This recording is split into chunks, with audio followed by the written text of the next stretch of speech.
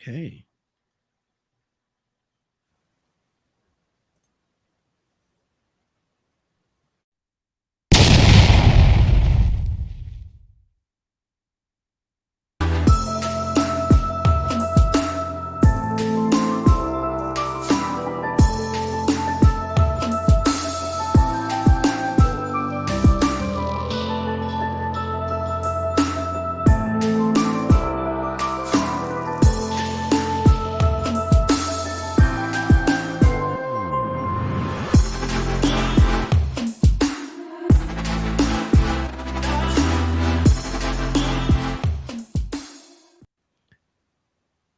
Well, good morning, good morning, good morning, good morning, and good morning, everybody. Good morning, everybody. Welcome to another episode of The Morning Glow. Welcome to another episode of The Morning Glow. Got a great broadcast lineup for you this morning, as I hope and I pray that we always do. I'm not important, just a question asker. My name is Raheem Ajame, but we got somebody here, a couple here actually, that is just is very, very, very. Zamar, I'm wondering about how you looking over there. You okay? Yeah, I'm just checking the feeds and oh, now you're live. Okay, it just took a second for it to kick in. They were not on. Oh, okay, okay. So everything's good. I think so. I think you're good now. I was just really concerned for a second. Yeah, there you go. I see it too. It just popped up on my side. Cool, cool. This is my sister from another mother, but we got the same father. This is Amari. Good morning, young lady. How you doing this morning? Morning. I'm good. Happy to be here. I'm still Today is trying to Friday. find your YouTube feed though. It's not saying you're live. Oh, there we are. Yeah, okay. Yeah, you're on. Okay. You're good. Cool beans. Cool beans. Okay. And look, this is my brother from another mother, but we got the same father. It's Friday, y'all. So y'all, we got a little bumpity, but it's okay. We done made it through the whole week together. We done made it through the whole week. Another great week has been. Ryan, good morning, sir. How you doing this morning? My brother from another mother, but we got the same father. I'm doing all right this morning. A little Oh, bit taxing on my mind. Everything at work ain't seem to be going right this morning, but we'll be all right. hey, is that Friday, man? You see how we had the situation we had here? We had a little hiccup here or there, but but we made it through. And you too, sir. You gonna make it through. You gonna be just fine. You gonna be just fine. Just a hiccup, man. Ain't nothing but a little hiccup, and it's gone. It's gone. How about that? Speed bump. Just slow down when you go over the speed. Don't want to mess up your tail end. You know what I mean? Don't go too fast over that speed bump.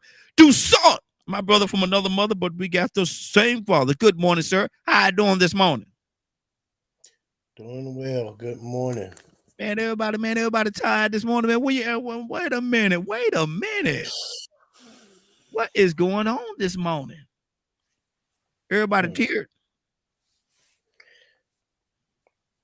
Okay. We woke. We Oh, woke. okay, good deal. Tucson, I'm gonna come with you with this question. And I'm gonna ask you this. I'm gonna tell you a scenario that I heard on television, well, on the radio this morning while I was getting dressed. And ladies said that she took a lot of her friends to New York. And when they were taking a little trip, it was quite a few of them to New York. They got there, and they wanted to go to a couple of plays and stuff like that, but not everybody had the adequate amount of money.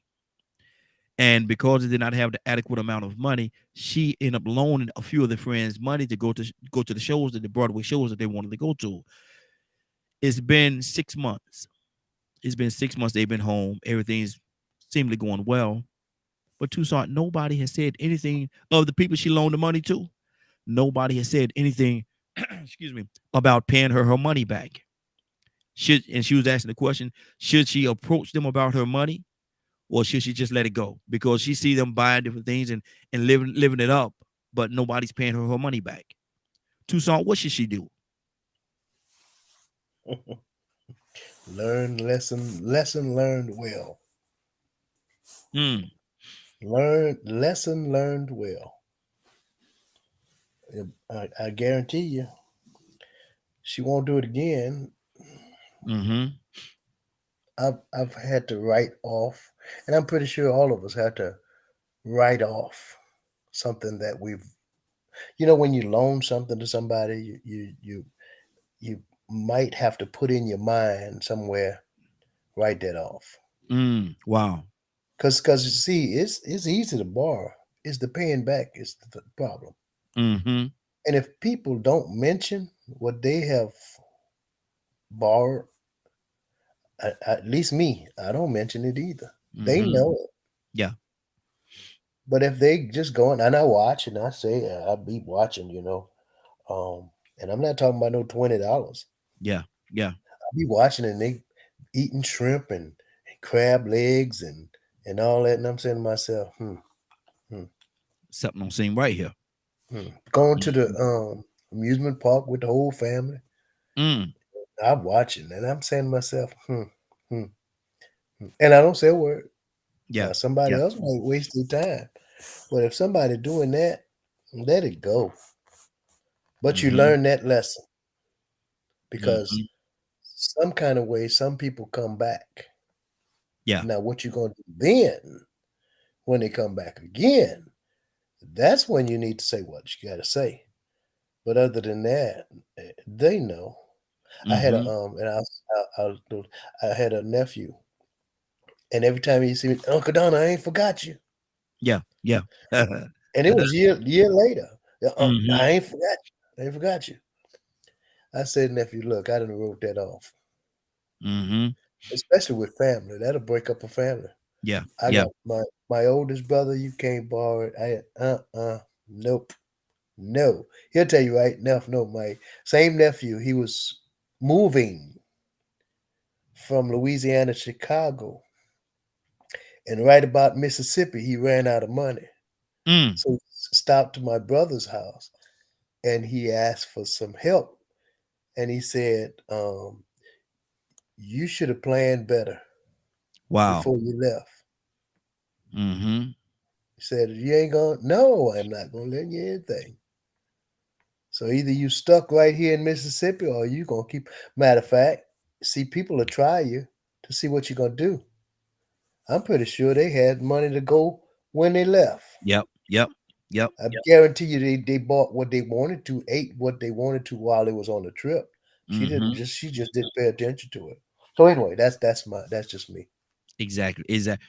Ryan, what should she do? Should she go and approach them about her money that she loaned them?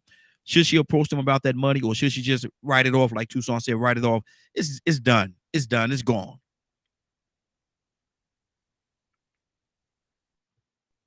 Ryan. Yeah,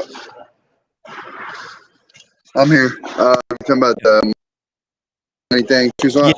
Yeah. What should she do? Should she try to get her money back, or just write it off? I just write it off. I never give somebody money with the intention of them paying it back because 9 times out of 10 they don't. Wow. Wow. Wow. So, Zamar, how should a person feel about loaning money to friends or family as far as that's concerned? You're asking me? Yes.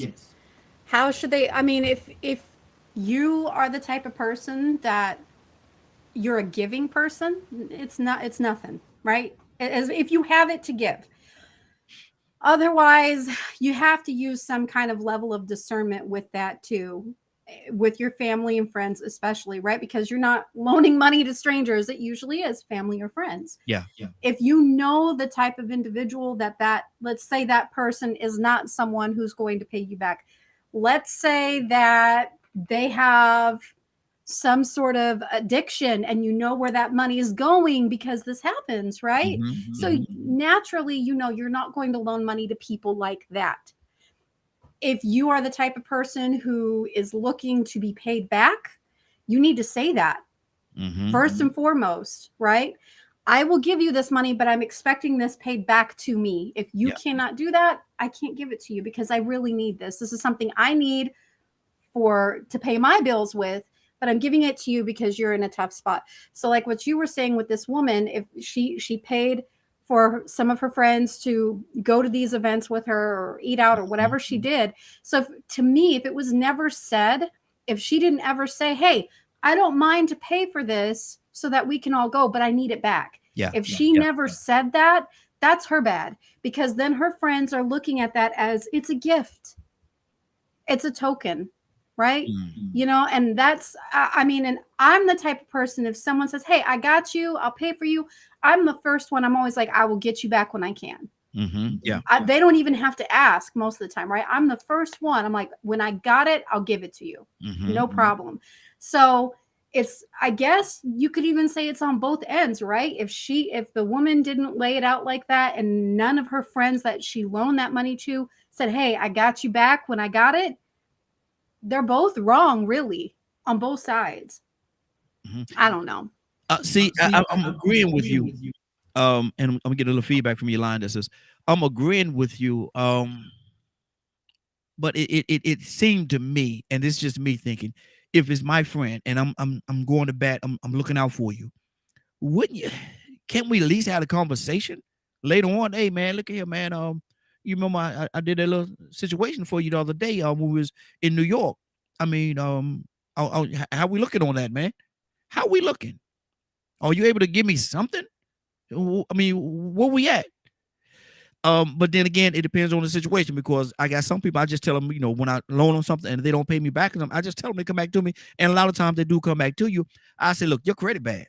Your credit is bad. Your credit is terrible. Hey man, why are you bringing up old stuff? Because look at here, man, when you needed that money, man, I stood up for you. I gave you what you needed, man. You came to me, you asked me for it, I gave it to you. Why you can't give it back? Yeah, but that's, I thought he was about to that's role what play. people do, though, right? That's what people do. That's how they do. I thought Ryan was about to role play with me. I thought he was too. And he just stopped. I said, "Oh man, okay." I'm working.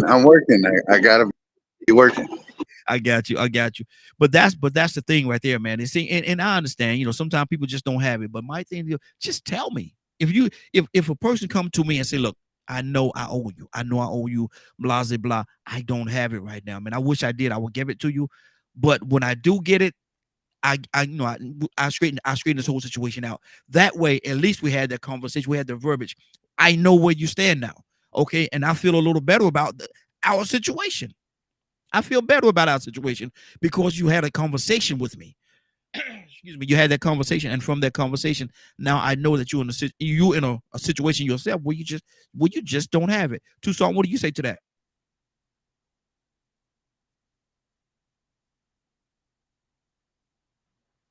Okay, he had to step away for a second. He'll be right back. Okay, that's my whole thing, Zamari.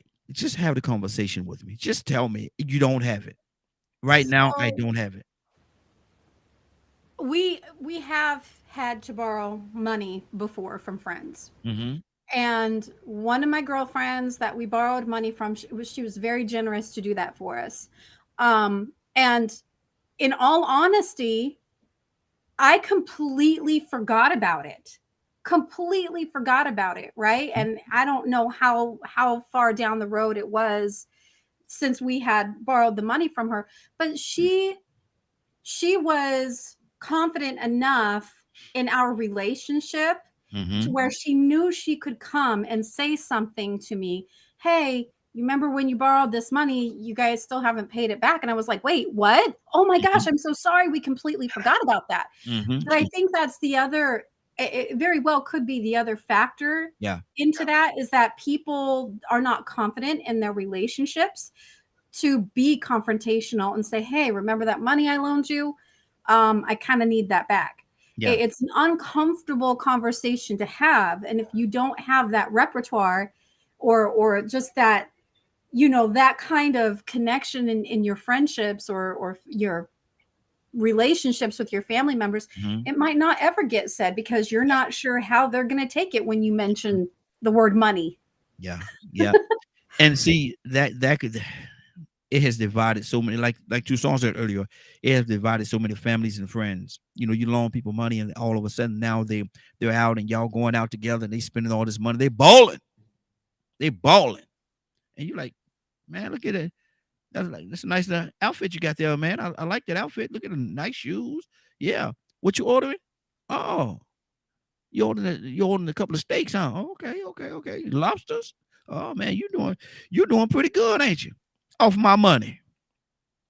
You're doing pretty good off of my money, huh? Yeah. You think maybe you could give me some of my money back Ryan, what's on your heart, brother?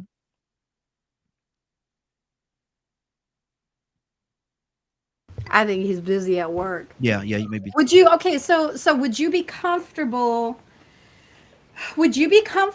with that person that you loaned money? What if you were out to dinner and let's just say like I don't know, it came up or maybe they remembered at that moment. Would you be comfortable with them paying for your meal instead as No, part of that debt? no. Give me my No? money. Okay. No, give me my money. And if I want to use that money that you just gave me to pay for the meal, I will. But you owe me money. You don't owe me a meal. I didn't ask you didn't come to me asking me for a meal. You came to me asking me for money. Give me back what I gave to you. And if I want to use my money that you paid me back for that meal, that's cool. I have a choice now. I might want to use that money to give me some gas on the way home. Maybe my gas is running a little low. You know what I mean? And so I want to take that money that you owe me, that you're gonna give me right now, and fill up my tank. Yeah, I was just curious because some people, you pay it back in different ways and they're okay with that. Like you said, putting maybe even filling up your tank, Yeah. right? So it might not be so much as for some, it might not be so much as having the money in hand, but just that it's being paid back in some way, shape, or form. Mhm. But I mean, cash is cash, right? Yeah, It really is. exactly. Now let me ask you a question. If the person say, man, look at here, man. I know I owe you that money. I owe you that money. I borrowed that money from you. I feel bad that I don't have it. I feel real bad that I don't have the money to pay you back. I see your grass and your lawn need to be taken care of, man. Let me do that for you. Let me come out there and do your yard, your hedges and all that stuff, man. Trim everything down, make your yard look real good, man. Let me do that for you, man. And hopefully that'll take something off what I owe you. Would you accept that? Depending on their situation, probably. Depending, and it's always about the heart too, isn't it? Yeah, The yeah. heart of the individual. So if I with all of those factors in play, certain people probably, yes, I absolutely would accept that because understanding their circumstances or their situation. Yeah, I don't see anything wrong with that. The Okay. money's already gone. In my opinion, money's already gone. It's spent. Yeah. I already gave it to them. I gave it to them, hopefully knowing that it's not going to put me in an uncomfortable position Okay. or in some kind of financial bind, right? Mhm. So if they want to somehow pay that back to me, my kindness back in that way, I would, again, depending on the heart of the individual and the individual, I might accept that for Mhm. sure. Wow. I wonder, Tucson, are you back with us? Okay, Tucson, me. Ryan, are you back with us? Man, there's some busy fellas there, boy. Them some busy fellas. But I would definitely I would entertain that. I would definitely entertain that and that idea, because if I know that they just don't have it, I know that they really don't have it, and they're trying to do something to right the wrong, if you will. I would like, yeah, you know what? As a matter of fact, I'll come out there. We'll do it together, bro. Come on, let's go do the yard, man. Let's go do the yard. Come on. Yeah, and but see, that's what a good friend does. Mm-hmm.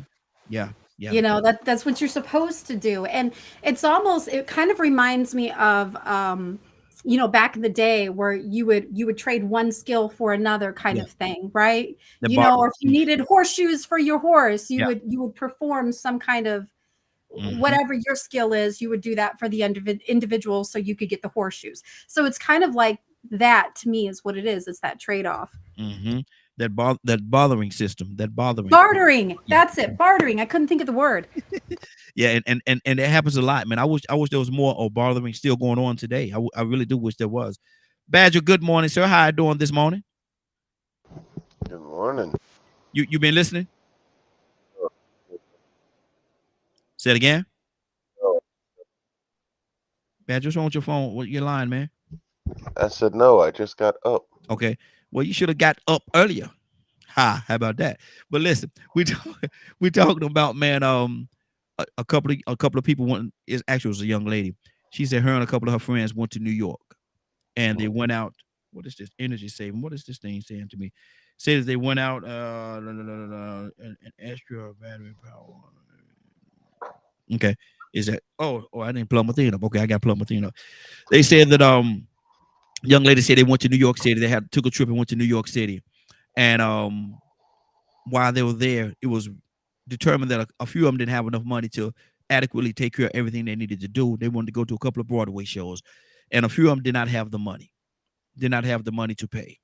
And so what happened was, the young lady, she took it upon herself. She said, "I loan you the money to go see these shows. So we all here together." Okay. They get back 6 months later. The ones that she loaned the money to, they're living it up right now. Living, doing it, balling. All right. But they did not pay her money back. Should she approach them for that money, or should she just write it off? Guess that depends on your personality and how you choose to live, or how she would choose to live. Wait, are you asked what I would do in that situation, or Yes. What would you do? What would you do in that situation? I'd just shrug it off and go home? No matter how much it is, it'd just be a wrap. No matter how much it is. It's money. Whoop-de-doo day. Okay. There, something like that is more of a, to me anyway, it's more of a, well, these people I thought were my friends, maybe there were signs that were shown to me where I was being shown that they weren't to begin with. So it's maybe there were things that were showing me that I shouldn't have been around those people. I just wasn't paying attention to it. And to me, sometimes it's one of those. Some things I just ain't gonna let control me. And greed is one of them. I don't know if it has anything to do with greed, Badger. I don't think it has anything to do with greed. These people borrowed this money from you. Y'all were together, y'all hanging out, and they accepted the money. Shouldn't they be responsible enough to pay you your money back that you paid for them to go see these shows that y'all it has nothing to do with greed. You just want your money back. If I do something to try to force them to get it back. No. We ain't say force.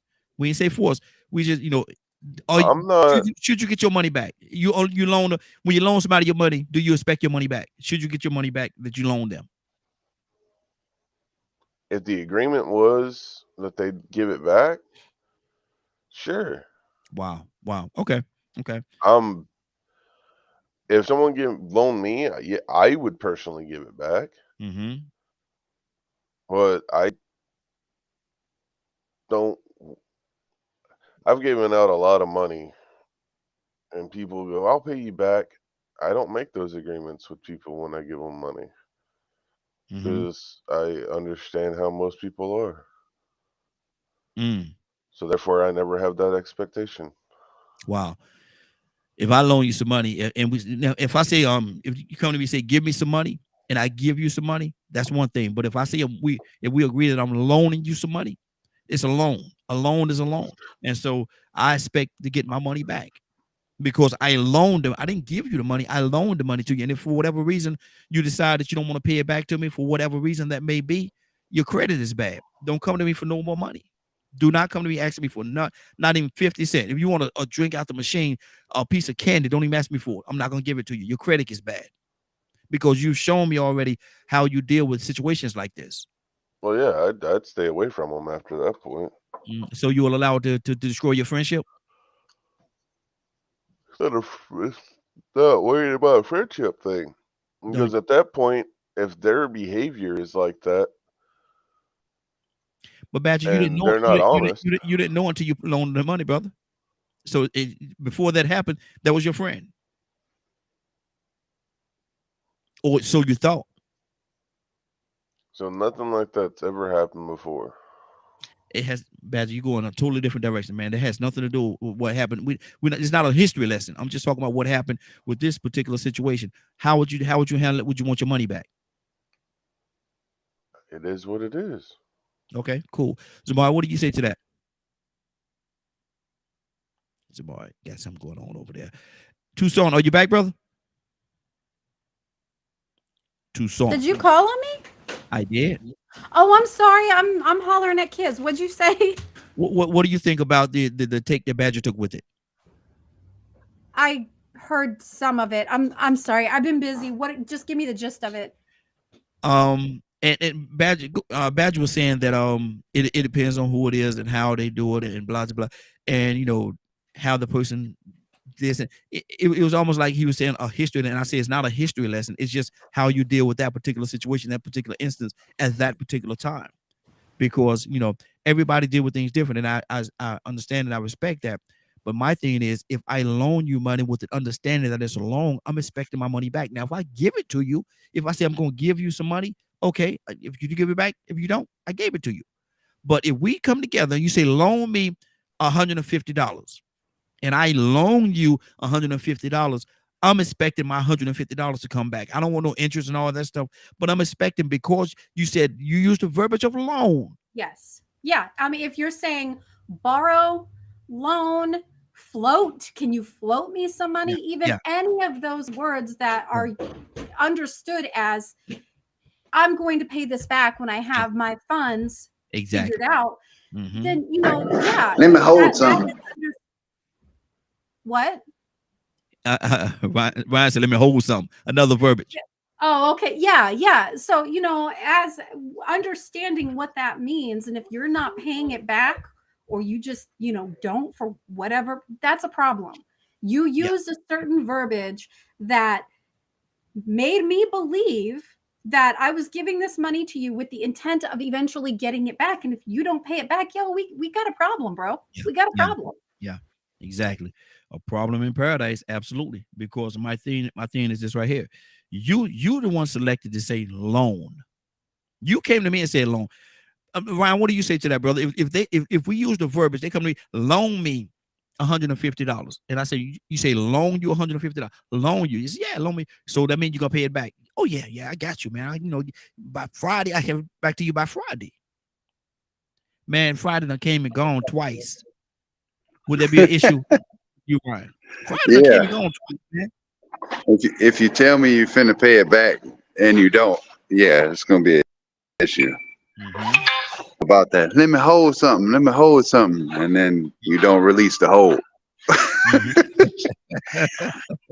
I don't have a problem helping people out, but when it comes to, you know, yeah, you need to get me back because I got bills to pay and I'm giving you bill money, and they say, oh, I'll give it back to you in a couple weeks, and then it's a couple months later, you might have to get them things thrown at you. Exactly. Them BBs, them bees, them killer bees coming at you. Them killer bees coming, and they gonna sting you. They're gonna sting you real good. But see, and that's my thing with that, man. There's so many different levels on this thing, man. But I say sometimes maybe it's not good just to loan money, man, because you know a lot of times you get situations like this, man. You get situations where people, you know, their convenient amnesia is something else. Their convenient amnesia is something else. Mario, what they're doing here is Tucson. You back, man? Tucson done stepped away. Tucson over there cooking breakfast or something. Badger, talk to me. If I have enough money to loan to someone, I guess I work very hard to be attentive, and because not everyone likes to be that kind of honest, to pay things back and whatnot,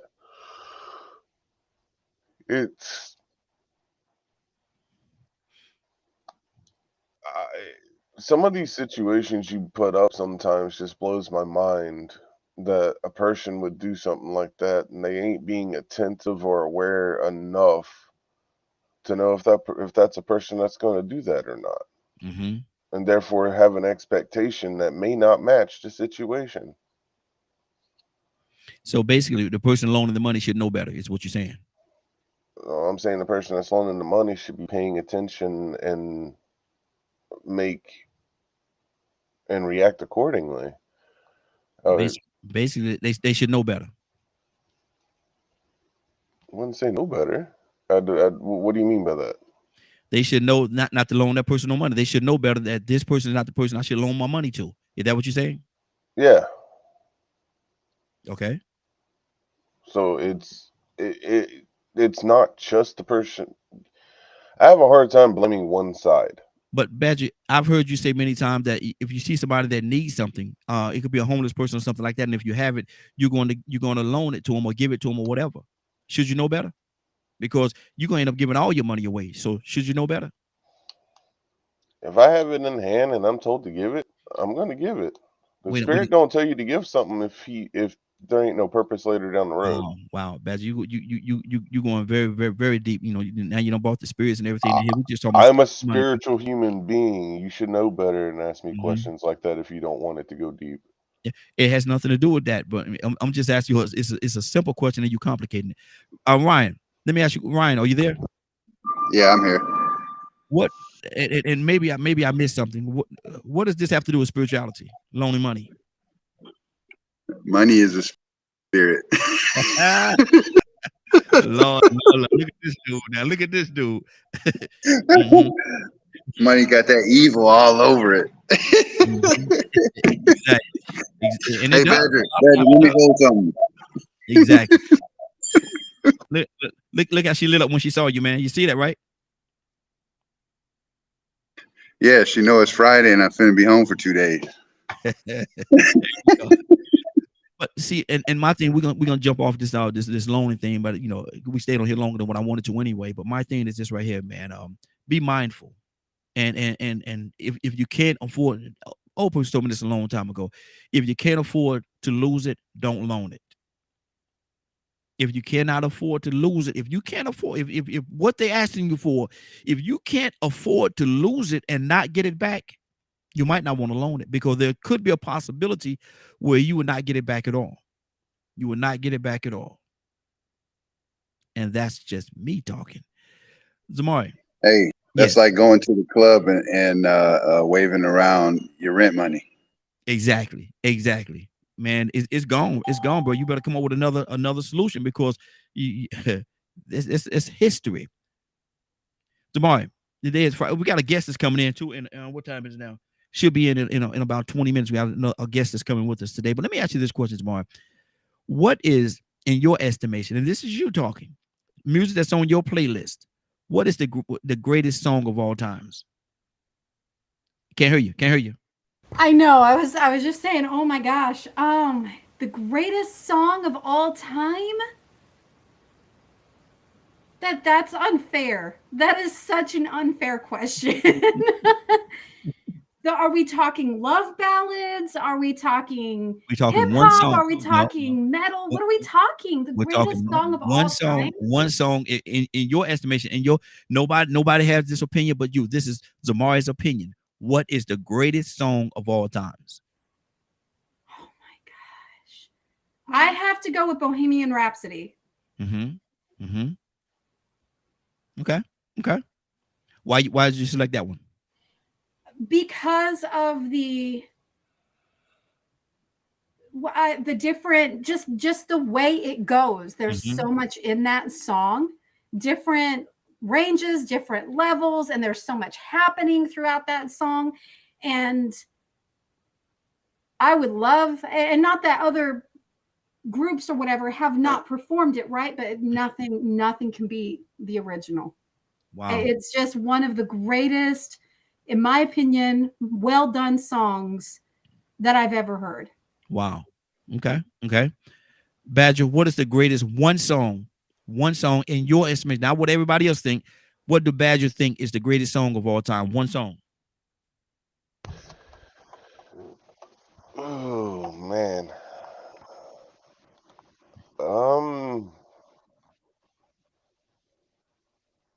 I stuck on that. That's a hard one. It is. It's a really hard one. And Bohemian Rhapsody was the first one that came to my mind. I can't really think of anything else. Mm. You know, the first one that came to my mind was in Moonlit Sonata Mm-hmm. by Beethoven. Mm-hmm.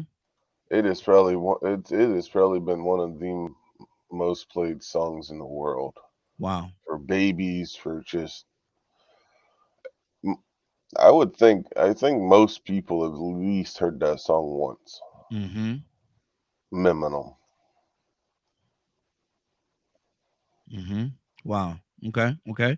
And then of course there's a couple others, but it's And classical that's music. actually so my favorite classical piece too. there you go. Mm-hmm. That's good. That's good.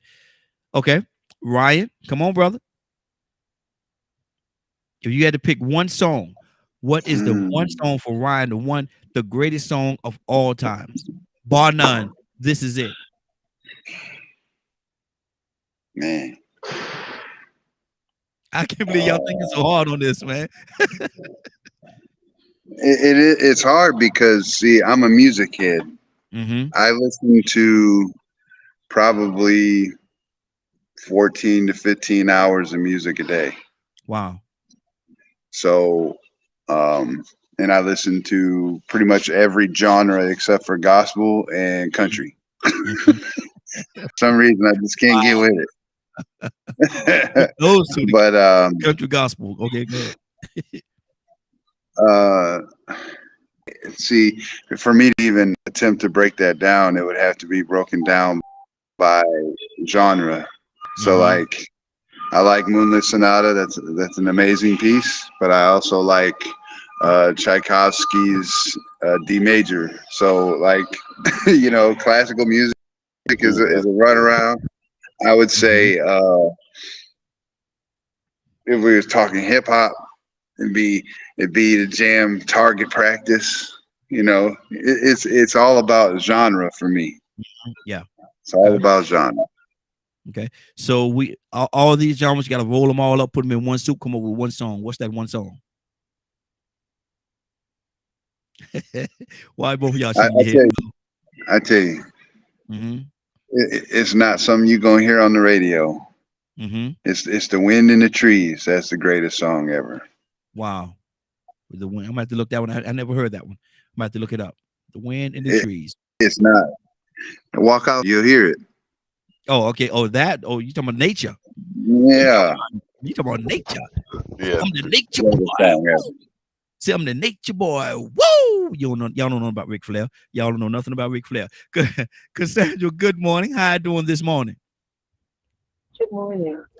Cassandra, I'm asking Cassandra, and this is Cassandra's question.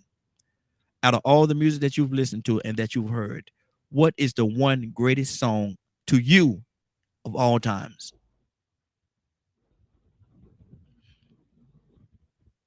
Mm, the one greatest. And this is from you. This is Cassandra. Cassandra, this is your song. Regardless of what, hey, ain't got nothing to do with nobody else or what they think. For Cassandra, what is the one greatest song of all times? Barbara Streisand, What Kind of Fool? Wow. Okay. Watch this. Sing it for me, Cassandra. What kind That's of all right. That's all fool right. I didn't think she was gonna do it. tears Lord it Jesus. apart? Yeah, but she sings better. Better than who you? I know. I You and co-sign me. that. Better than who you? Yeah, absolutely. She sing better than you. Absolutely. Mr. Higgs, good morning, sir. How you doing this morning? Can't hear you. Can't hear you. Oh, okay. There you go. There you go. Good Mr. morning, Higgs, family. good morning, sir. How you doing this morning? I'm doing fine. Everybody's doing okay. Well, Absolutely. I'm asking a question. I want to hear your whole heart on this right here. Now this is just you, strictly you. All right. Nobody ain't got nothing to do with nobody else. Of all the music you've listened to throughout your life, what is the one greatest song of all times in Mr. Hicks's eyes?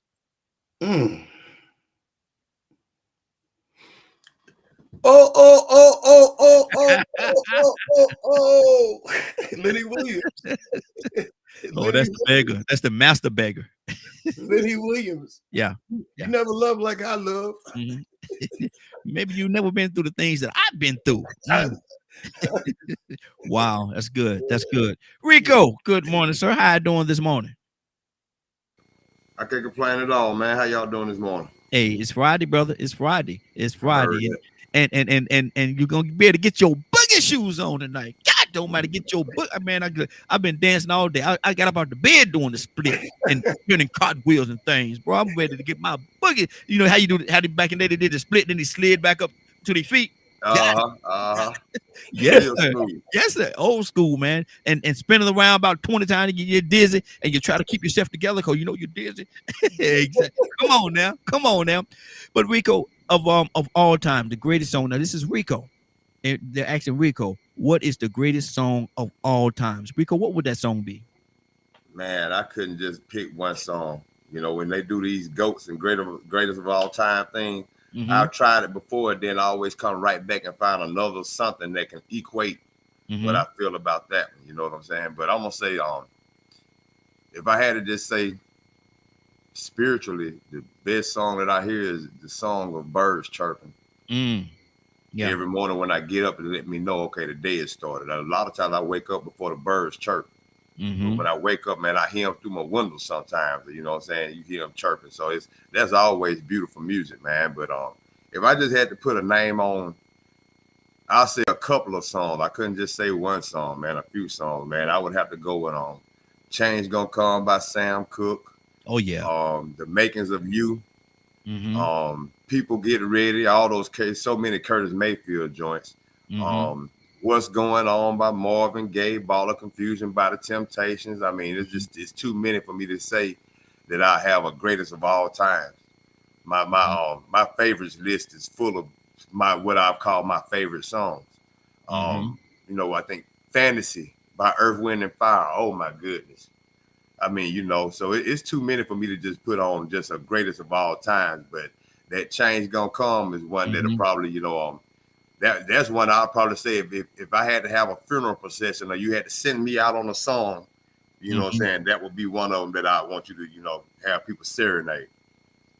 And I'm gonna tell you, I usually don't answer the questions, but I feel so inclined to answer this question right here. And one of the songs, and it could change 10 minutes from now, it could change to another song. So y'all absolutely right.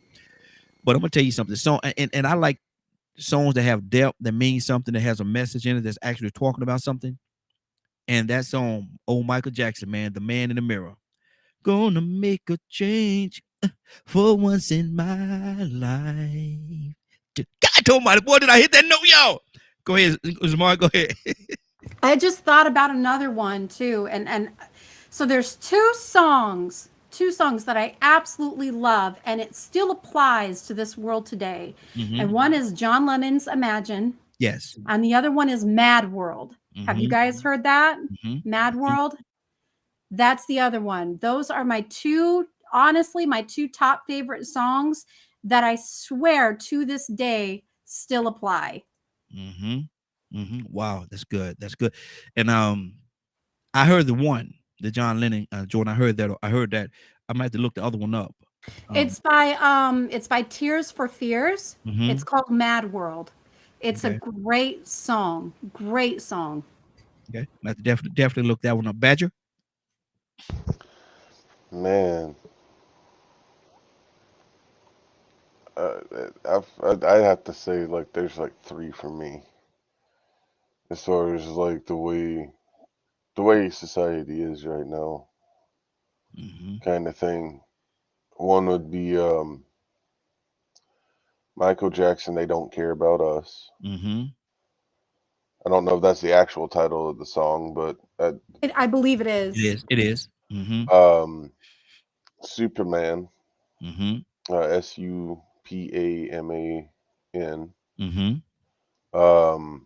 Know Better, Do Better, and also his song Why.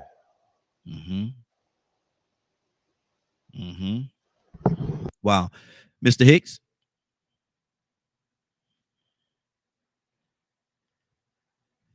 Mr. Hicks, you there? There you go. Yes, I am. Oh, songs. I tell you, it's not a favorite song, but a song I remember the most. They had this group back in the day called Thomas J and the Shondells, and it was I think it was that the artist, but it was Crystal Blue Persuasion. And the first time I heard that, it was during a rocket attack, and we had bunkered down, and it had a little transistor radio, and we was all in this bunk stuff blowing up all up above us. And this song came on, Crystal Blue Persuasion, and it just sticks in my memory every time I hear that song. Now I go back to that unity I felt with everybody in there that was just responding to that song about a hope for a better world. Yeah. Yeah. Wow, that's good. That's good. Cassandra? Cassandra? I don't have any more. Look at you mean you're not gonna say Mary J? Well, no, Mary J. Yeah. I'm surprised you didn't say that would be just fine. Yeah, just fine by Mary J, because that is the anthem for me and the women that I have to work around. Yeah, just fine. Because I'm gonna tell you something. You want to get Cassandra on the dance floor? Play that song. She coming. She coming. Before you get to a certain point in that song, she on the dance floor. She up there wiggling and shaking and jumping and splitting and all kind of things. Boy, she love that song right there. She love that one right there. Ryan, what's on your heart, brother? If I'm listening to R&B, it's definitely some Mary J. I tell you that. That's my girl. I don't know, like it's funny what Rico was talking about funeral songs. My wife already has mine picked out. Wow. So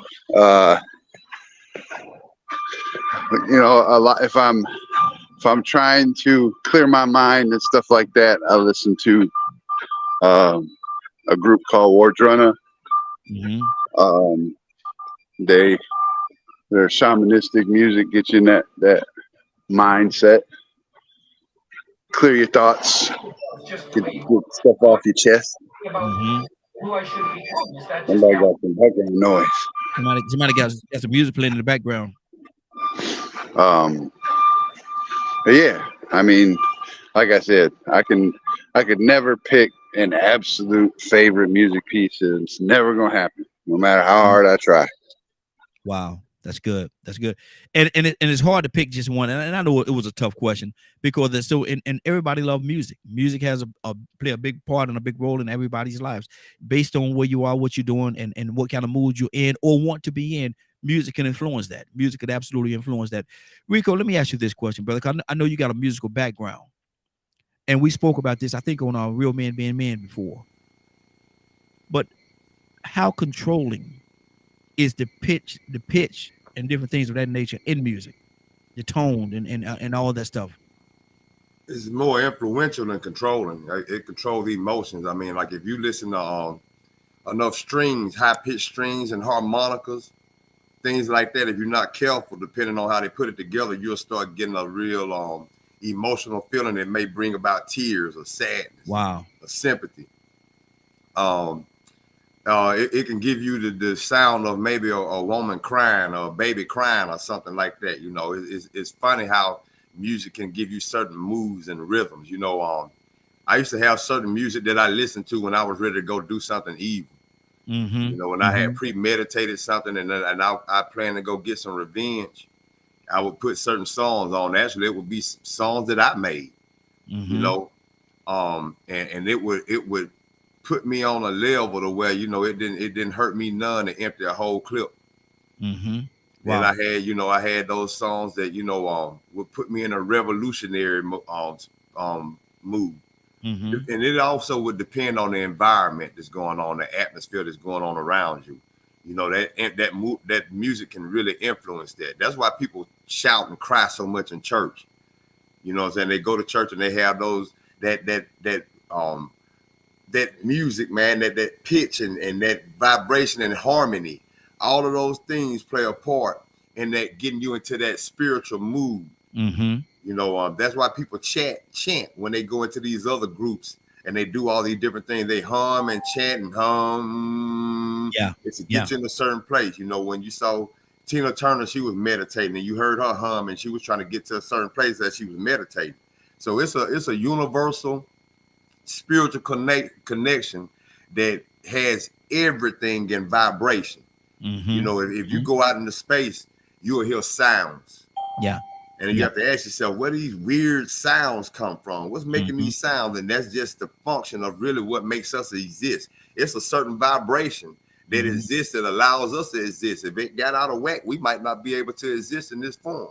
Yeah. So I mean, that sound wave, that sound vibration is much more than the fun and entertainment that we make it out to be. And some people control that, and they understand the impact and effect of sounds on the emotion of our emotions in the brain. So yes, it's very strong. I mean, it can motivate you. You know, you talking about songs that you like.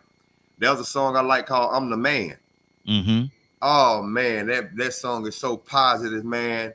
Every time I hear it, man, I walk around with my chest out. I feel like I'm on the video. I'm like, man, this could be a theme song for everybody when they wake up every morning, man. That hey, I'm the man. I got it going on. I can do this. I'm somebody, you know. But if you listen to the melodies, it helps uplift the words that he's telling. It's all moving and jingly. I mean, so you know, that's the reason why a lot of negative music actually gets by now, because they have certain sounds that people find appealing. That it draws them to them to where they have to listen to this harmony. They have to listen to these melodies and these tunes and these notes. And in the process, they subconsciously picking up the messages from the words too. With somebody telling you got a gun, but you won't shoot nothing. Wow. So I mean, you know, it's very influential, man. Very powerful. I ain't gonna say it's controlling if you let it control you. If you don't keep it in this perspective, and you get caught up in a certain mood, or you are in a certain place in your mind because of what's going on, that music can influence you in a way that you really didn't expect it to. Exactly. That's good. That's good. We got a few people that's on the phone lines, man. I want to go touch them as well. Let's go to Monique. Monique, good morning, young lady. How you doing this morning? Good morning. Monique asking a question, and I want this is Monique's answer. You know, ain't nobody answers about Monique. Ain't nobody influence your answer. You know your answer. Of all the music that you've listened to, what is the greatest song in your mind of all times? Oh man, I have so many of them. You got to pick one, sis. You got to pick one. If I were, well, I like blues. Okay. So I'm a Bobby Blue Bland fan. So he has this song called Angel. Okay. So it will probably be that one. How does it go? Sing a little bit for me. Oh no. Oh man, you being shy. Quit being shy, Monique, man. You know you'll go ahead and try. Go ahead and do it one time. We don't know us. Give us a little bit of it. We don't know the song. We're not familiar with it. Help us out. Oh God, I can't do that. See, you'll help. Just look it up, Bobby Bland, Angel. It's a pretty song. What does it say? He's saying that he's fallen in love with an angel. He's pretty much telling his woman that he see her as a queen and an angel. He's uplifting her. And how does that melody go? Hey, that's right. She gonna come on out and tell you in a minute, man. Y'all know how to use Google and YouTube. Exactly. better leave me alone about that song. Better go look it up. Let me go to Pastor Mo. Good morning, sir. How you doing this morning? My man. Good morning. God bless you. Hey, bless you as well. Yes, sir. Blessed as well, brother. I'm asking Pastor Mo this question. I need to hear your whole heart on this, brother. Of all the music that you've listened to, what is the greatest song of all times? Man, I'm like everyone else, man. It's so difficult to down. And Stevie Wonder is my cousin, so if I don't mention a song from him, I'm gonna be in trouble. But But what I'm There's going a to say is, ribbon in the sky for our love. Oh, go ahead. I'm sorry. That's definitely a good song. Yeah. But I'm actually gonna pivot a little bit, and I'm going to say a song that's going to be played at my homegoing, and it's from Justin Keith and Evelyn, Mm-hmm. and the title is "May the Work I've Done Speak for Me." So I don't know if anyone has heard that No, song. we ain't sing a little bit for. We ain't heard that. Sing a little bit for me. Nah, man, please. let's just say this: we all have gifts and talents. Yeah. And I'm gonna stay in my lane. There you go. There you go. But yep, that's the song, man. May the work I've done speak for me, because I understand that my legacy will outlive me, and it's all about not what you leave to people, but what you leave inside of people. Yeah. Is what your legacy is all about. So I yield my time. Good deal. Good deal. Curtis, good morning, sir. How you doing this morning? Hey, what up, man? What's going on, family? How y'all doing? Hey, doing good, man. I know, Curtis, you love music as well, and I'm gonna give you a tough question, but I know you can handle it. In Curtis's eyes, of all the music that you've heard, what is the one greatest song of all times? There is not one. What genre? No. We say one greatest song. We Xing all of it out. We just want the one greatest song, regardless of which one you pick. Pick one. Man, that's a hard one, man. But one that I sing to myself at least once a week is 5 Steps. Mm-hmm. That sounds Drew Hill, right? 5 Steps from Drew Hill. Yeah. Have you ever listened to the words of the song, man? Like, have you ever really listened to the words? Mm-hmm. Yeah, that song encompasses everything that you could love, while all at the same time addressing the fact that you're not good enough to love it. Wow. And it tells you that the only way he can do that is he got to have a talk with God. Mm-hmm. You know what I mean? It addresses the idea that we all know that we are only here for a moment. Like, we will not be here forever. And no matter how long I'm here, I can't do everything. But this one thing I can do, you know what I'm saying? There's one thing that I can do to show you just how much I love you. You know what I mean? Like, I when I hear that song come on, man, I go into a real deep place inside of myself. Mm-hmm. Wow. That's good. That was Jamie Foxx song to his mother. Two of the greatest songs ever done. To his mom and his grandmother. Mm-hmm. Okay. I never heard that. I'm going to look. See, y'all give me homework. I got to look these songs up, man, so I can, be up on what it is. I never heard that one. But Toussaint, are you back with us? Toussaint, you there? There you go. Yeah. What is the greatest song of all times, Toussaint? In your estimation, ain't nobody else's opinion count but yours. What is the one greatest song of all times?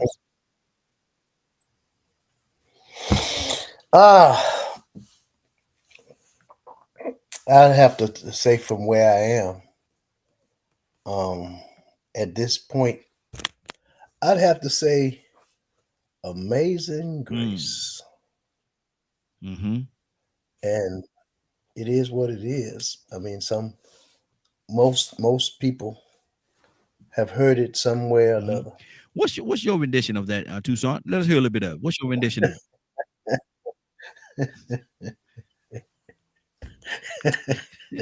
you look.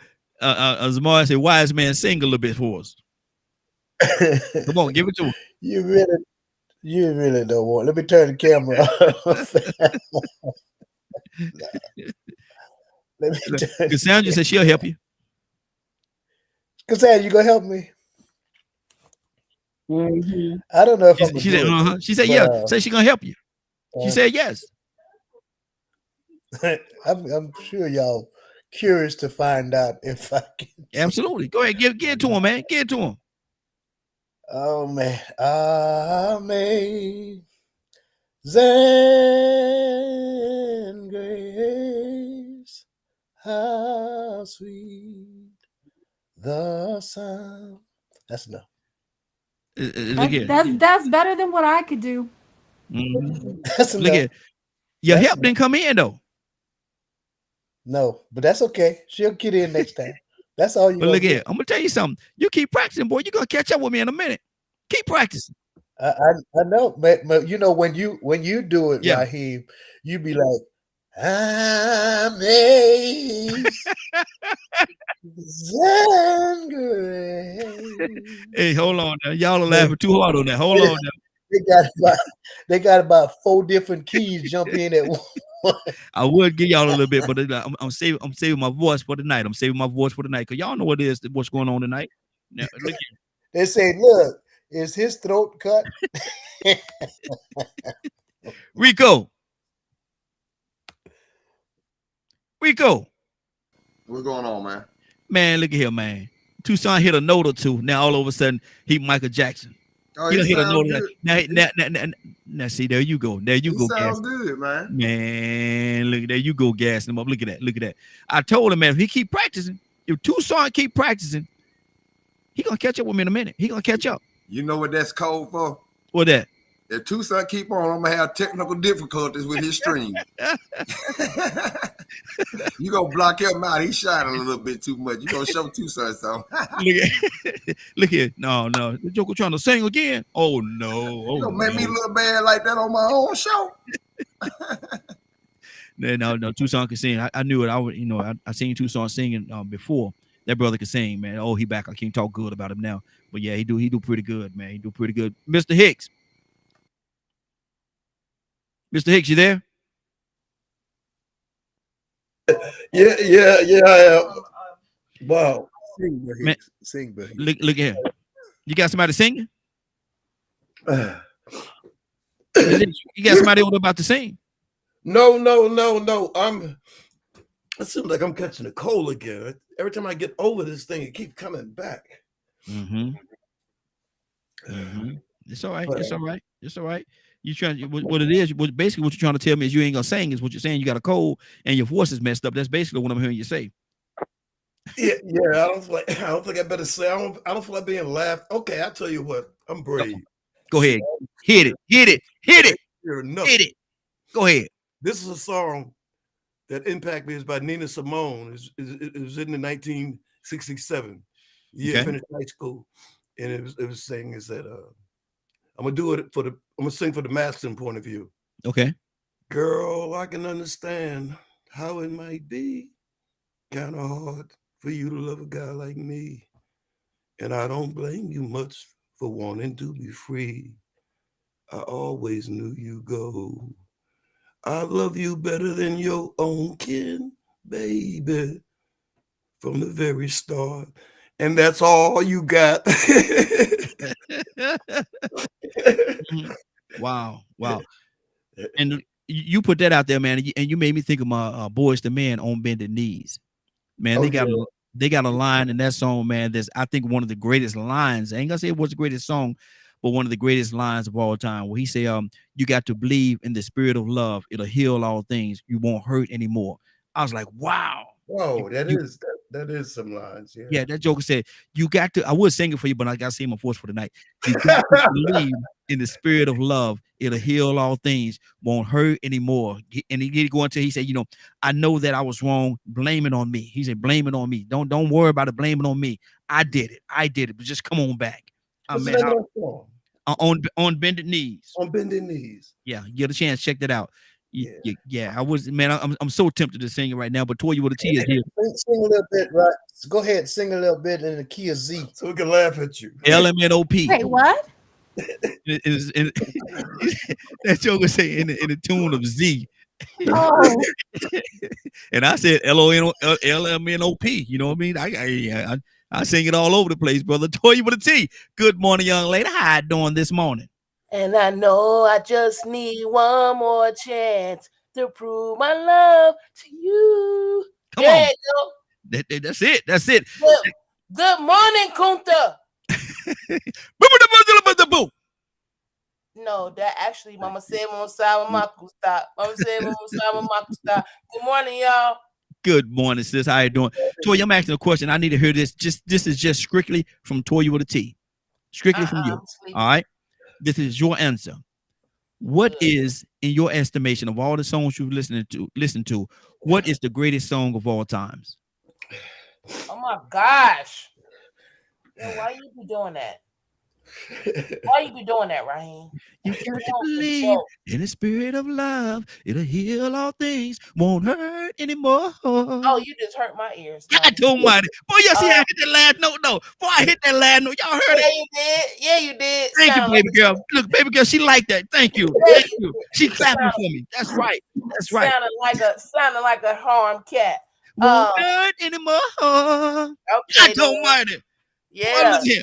You know why they sing that song? So you won't have to. Look here. They trying to impress me, but I'm not gonna let them do that to me because they're not at my level. You know what I mean? They're not where I am. I wouldn't even sing. I wouldn't even sing like that. When nobody touch you, you Grammy Award winning artist, singer, you. They try to get me to go to the Grammy. I say, look, I ain't got time. That's beneath me. I ain't got time for that. That's right. Leave it for somebody else. Let them go. Let them go. Give them the awards. That's right. I don't need that. What's wrong with these people? They don't see all that talent busting out of you. Silly. They silly. Won't hurt anymore. You still wrong. You're still wrong for that question because there's too many songs. You gotta pick one. Phenomenal artists for you to say the greatest of all times. Well, it's individual though. It's your individual selection. I'm gonna go with "Remember the Time" by Michael Jackson. Wow. Give us a little bit of Toya. How it go? Do you remember when we fell in love? We were young and innocent then. Do you remember all the things we said? And I love you so I never let you go. Do you remember? Y'all know nothing about that. Y'all too good for that. That girl can sing. Y'all weren't even born when that song came out. What y'all talking about? Sing.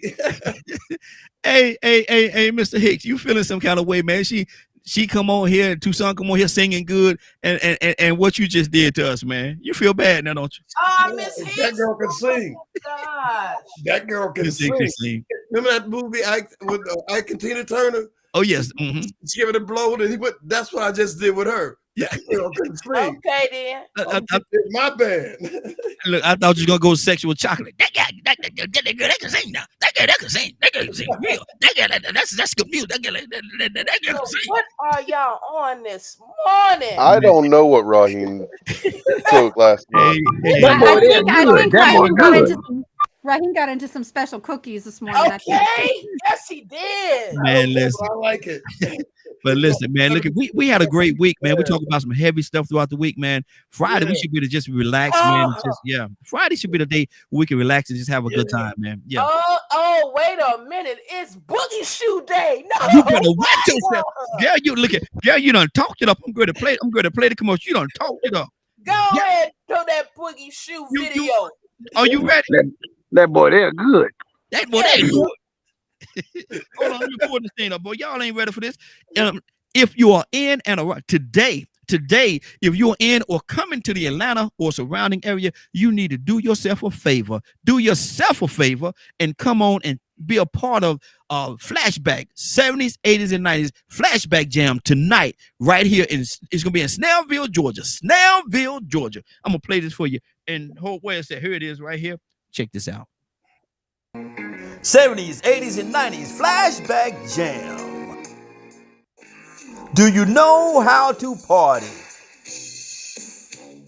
Do you still have your boogie shoes? Sine Event Hall, 2308 Henry Cloud Boulevard, Snellville, Georgia. Get your tickets today.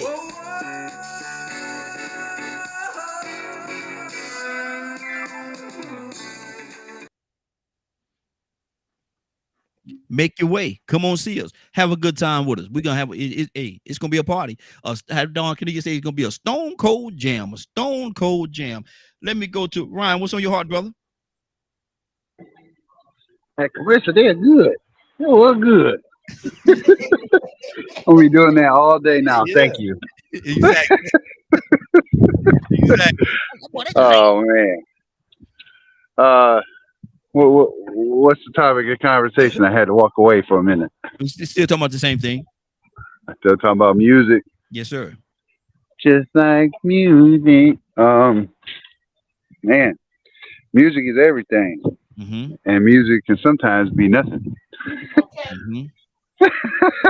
Yeah, I hear you, Toya. It can sometimes be nothing. Mm-hmm. That's what they call the one-hit wonders. Oh yeah. Nothing. It ain't nothing. Yeah, I just dive so deep into music. Like, I like beats, I like instrumentals, things like that. But sometimes I just tune that out and just go straight for the lyrics. And if it ain't talking about something, it ain't nothing. Mm-hmm. That's what I'm saying. Sometimes Let even me ask you this question. I'm glad you went there. Let me throw this at you real quickly. What is the best part of music? Is it the lyrics, or is it the instrumentals, the music that's behind the lyrics? Which is more impactful?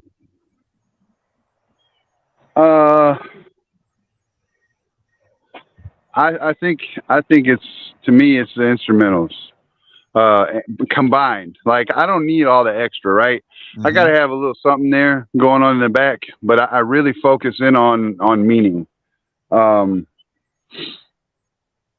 Certain songs that you would think that, oh, this is just a rap song. Mm-hmm. Well, if you actually dive into it and see what's going on, you got it.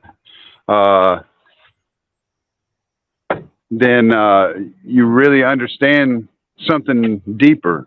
Mm-hmm. It don't just have to be rap, right? But that's the one that's constantly looked over, right? Oh, this is just nonsense. Now today's rap and hip hop, yeah, you can miss me with all that garbage. They ain't got nothing to do with nothing. Mm-hmm. That just go get some drugs and find some women and blow your money on nothing so you can stay nothing. That's what I see or hear when I listen to today's stuff. But as far as like 70s, 80s, 90s, all of that stuff has a message behind it. I can't say all, but a good majority. Mm-hmm. And I really love diving into that stuff because you can feel the heart of the people. You can feel the heart of the music. You can see where it's coming from. And it gives you a deeper understanding of how other people that may still be in the same situations or are in the same situations that you're in and what they're feeling. And that's what I like. I like music that connects with me. Yeah, that's good. That's good. Pastor Mo, talk to me about music. What is more important to you? Is it the lyrics or is it the music itself? Man, that's a great question. I think back in the day, it was more a lyrical, because a lot of people write songs from life experiences, Mm-hmm. or good and bad, adverse Mm-hmm. situations, breakthroughs, testimonies. But nowadays, especially when it comes to hip hop, the focus is on the beat Mm-hmm. more than the lyrics. So lyrics have become contaminated. Mm-hmm. But for me, I try to listen for the lyrics, because the lyrics is what hits my soul. Okay. When it can be relatable to an experience that I went through, or even from a spiritual aspect. Maybe I hear something that parallels to a scripture in the Word of God. So Mm-hmm. that's what I focus on, is the lyrics. So yeah, my time. Good deal. Good. Rico, what do you say to that, man? What is more important, man? Is it the lyrics or is it the music behind the lyrics that's pushing the lyrics? And how do they work hand in hand? What appeals to me more are the instrumentals. Man, this is gonna crack you up, man. there are songs that I've been liking since I've been able to hear music that I still don't know the words to. If I had to sing along, you'll laugh at me for messing them up. Yeah.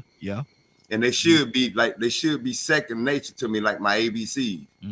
But man, I don't know the words. I mean, I just learned the makers of you, and people get ready.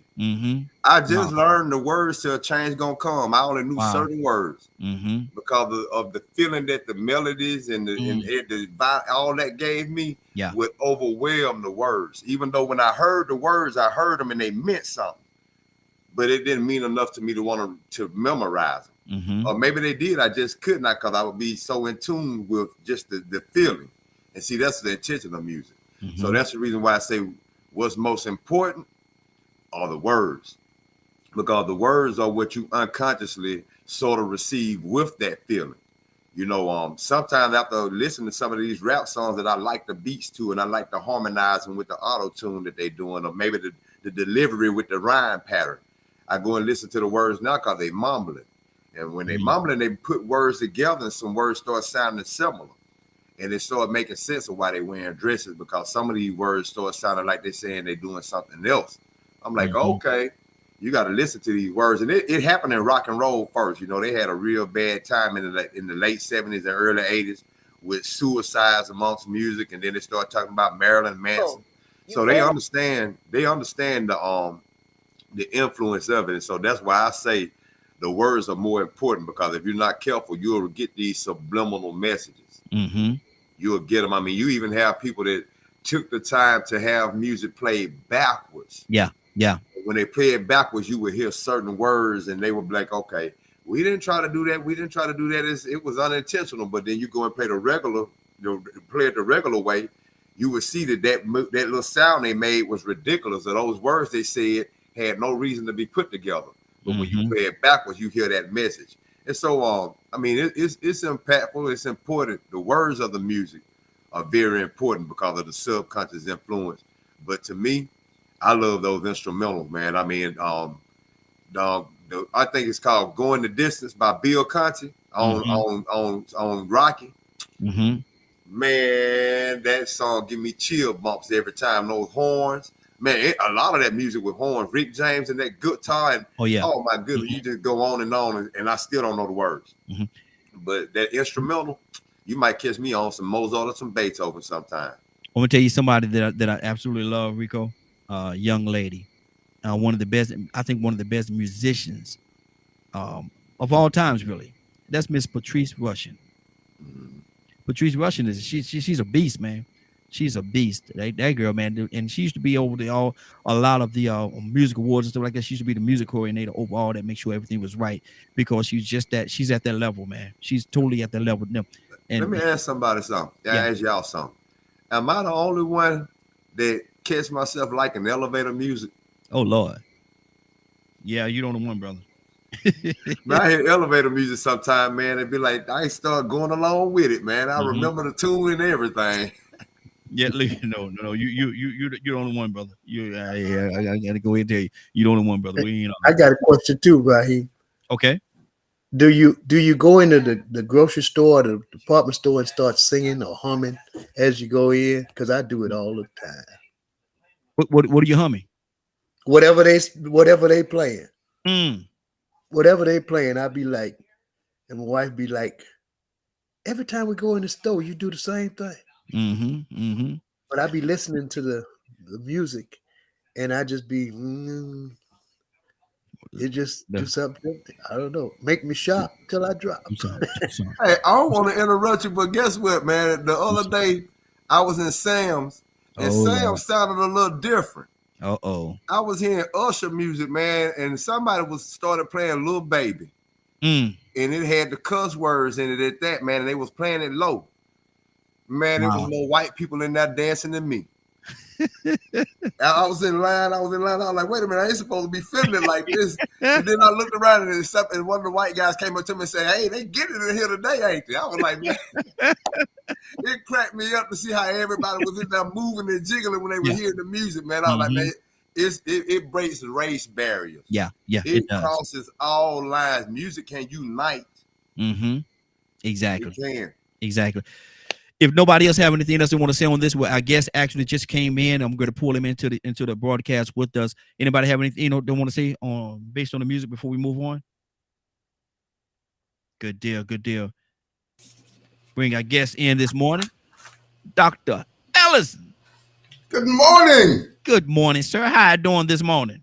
We be doing well. Excited to be with you guys. Hey, good to have you here. Good to have you here, brother. We're gonna talk about a few things today, and I'm gonna let you introduce exactly what our topic of discussion is going to be. And I know there's gonna be a whole lot of questions based on this, man. You and I talked about it a couple of days ago, and I say, man, you got to come on the broadcast, brother. I said, you got to come on the broadcast. We got to have that conversation. So first, introduce yourself, brother, and tell us a little bit about you, and then what are we gonna talk about today? Well, I'm Dr. Calvin Ellison, holistic healthcare practitioner, naturopathic doctor, certified nutritionist. I've been married to my girlfriend now for going on 41 years this year. Praise God. Moved from North Carolina to Stone Mountain, Georgia 7 years ago, and just excited to be in the kingdom of God as an ambassador, seeking to move the ball up court like the Cowboys do. Oh, Lord. There you go, doctor. Okay. We're going to be talking predominantly about how to promote your health versus fighting disease, and some things that we need to be aware of if we're going to protect and promote our health. Adam was put in the garden to be responsible to protect it and to cultivate it or promote its development. So we'll be talking down those lines concerning the number one wealth that we all have, which is our health. Absolutely. Absolutely. And to get us started, what are some of the pitfalls, if you will, that we fall into unknowingly in some of the things that we're consuming that maybe we should not? Well, it goes to because you can only grow and develop according to our DNA that our Creator gave us. If we're talking about what we intake in particular, you're only going to grow, develop, promote, sustain health from the inside out by way of what you put in. So we have to be aware of what we're putting in. As I oftentimes say in my seminars, Brother Raheem, I talk to my food. I ask my food, who raised you? Wow. Where were you raised? How were you raised?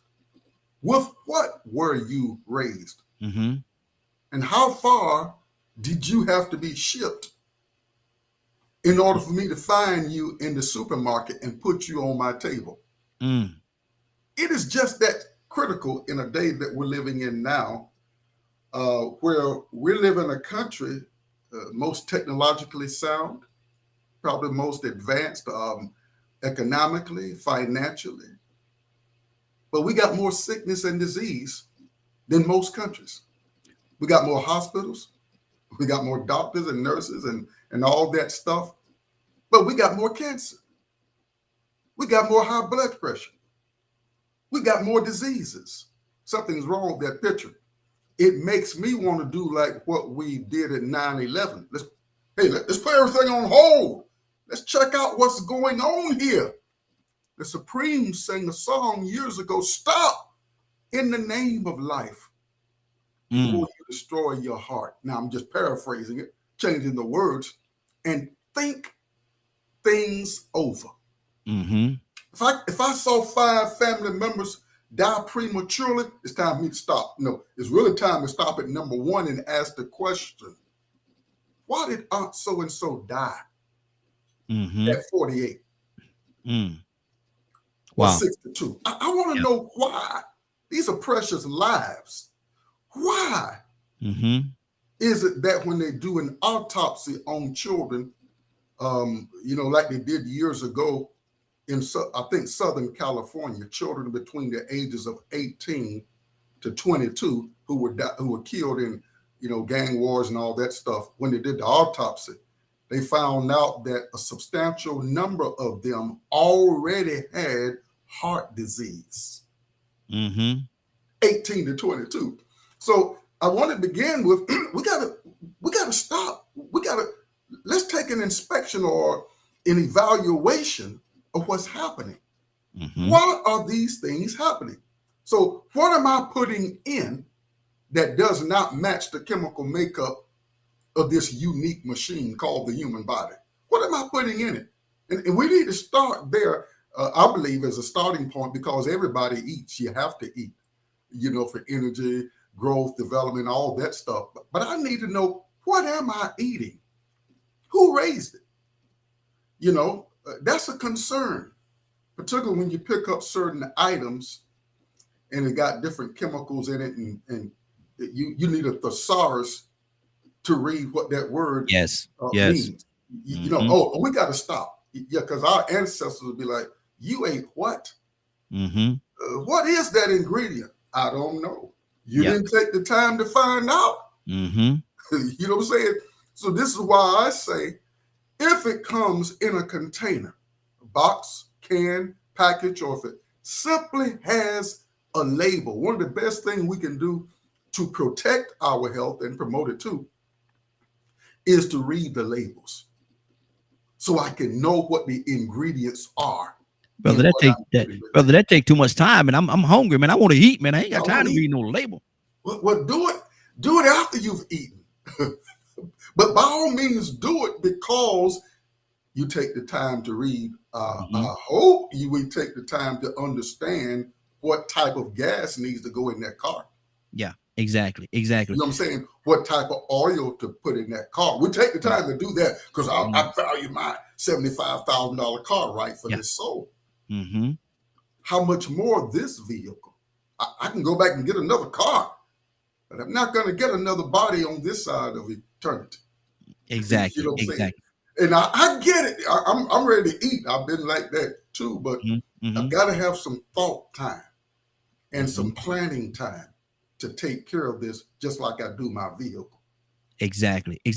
Now, let me ask you this. We're talking about eating. Right now, we're talking about eating. We're going to talk about a lot of different things before the broadcast is over. Do we, and this is a very obvious question. Do we overeat sometime? How much should we eat? And what should the portions be? Because a lot of times, man, people just eat till they ready to go to sleep. That itis hit them. Yeah, and that's an indication right there when you eat so much to where, man, I'm tired now. I'm ready to go lay down and go to sleep. Yeah, that's an indication right there. We put too much inside of one meal because the body can't break but so much down. The stomach is not the size of a gallon jug. That size of the fist or somewhere in that area. So these internal organs are not that large.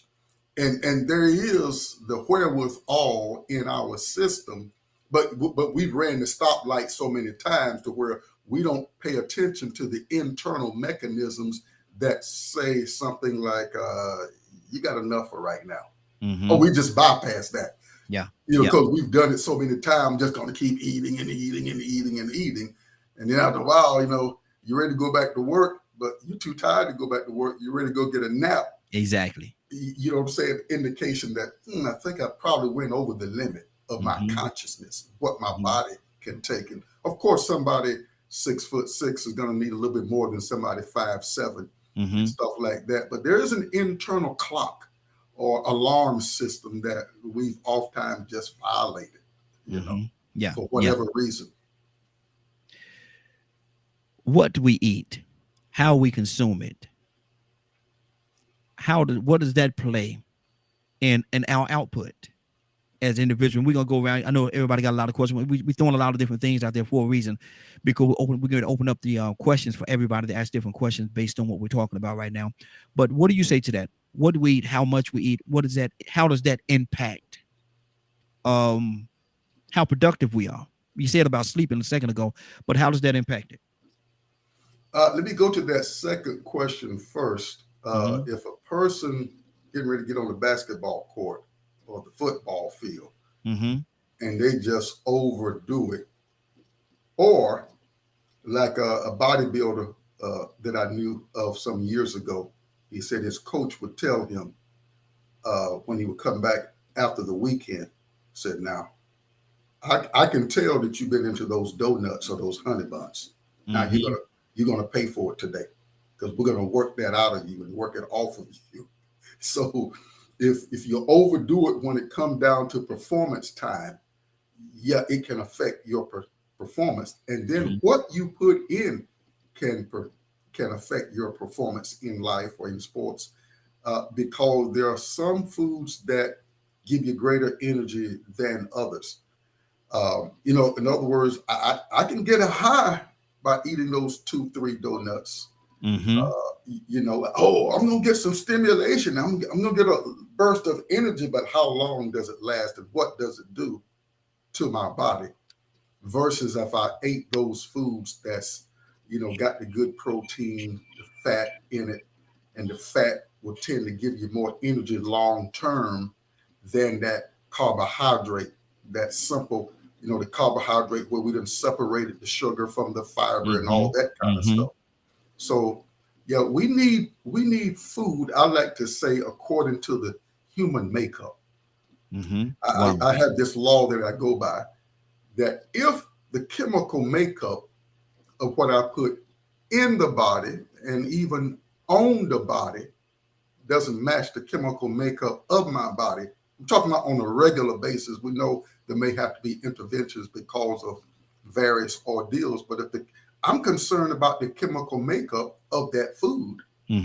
Does it match the chemical makeup of this factory? Wow. That's the way it's supposed to be, because I came from the place that is supposed to be producing my food. Wow, that's good. That's good. I'm gonna ask you this other question, then we're gonna open up the questions for everybody. Are there some foods, and again, this I know the answer to this question, but I'm asking for my listeners. Are there some foods that the body has more difficulties breaking down, and that kind of lingers around in the body a little longer? Yes.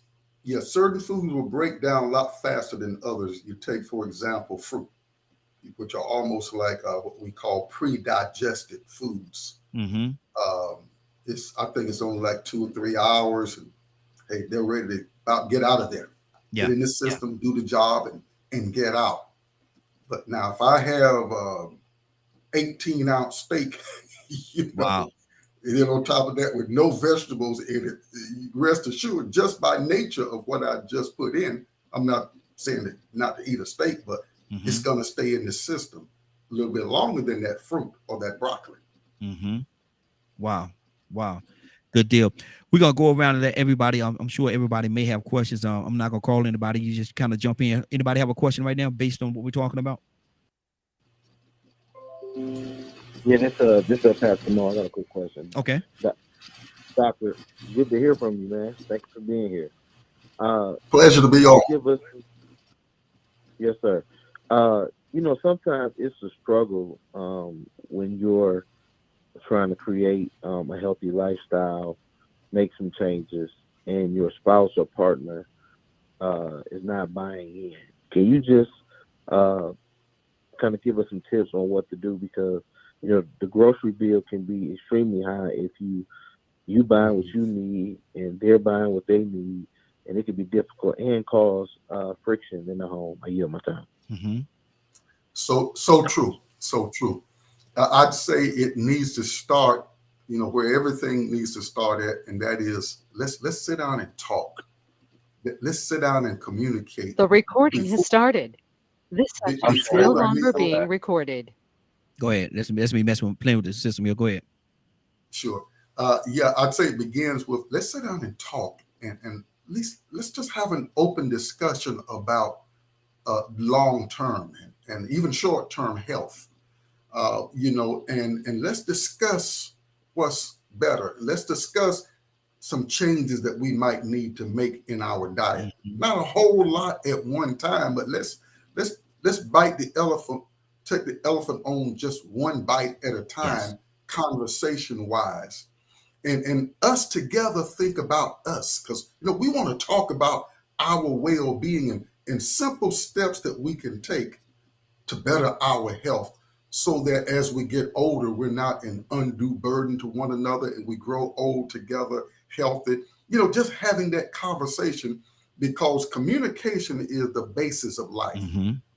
Nothing is going to go forward, move forward without, first of all, let's communicate. And then agreement is the power of life. And let's get on agreeing terms about at least this much. Maybe later on, maybe that much, and later on, maybe that much. But let's start there and have discussion and kind of reason and see how we can move forward. Absolutely.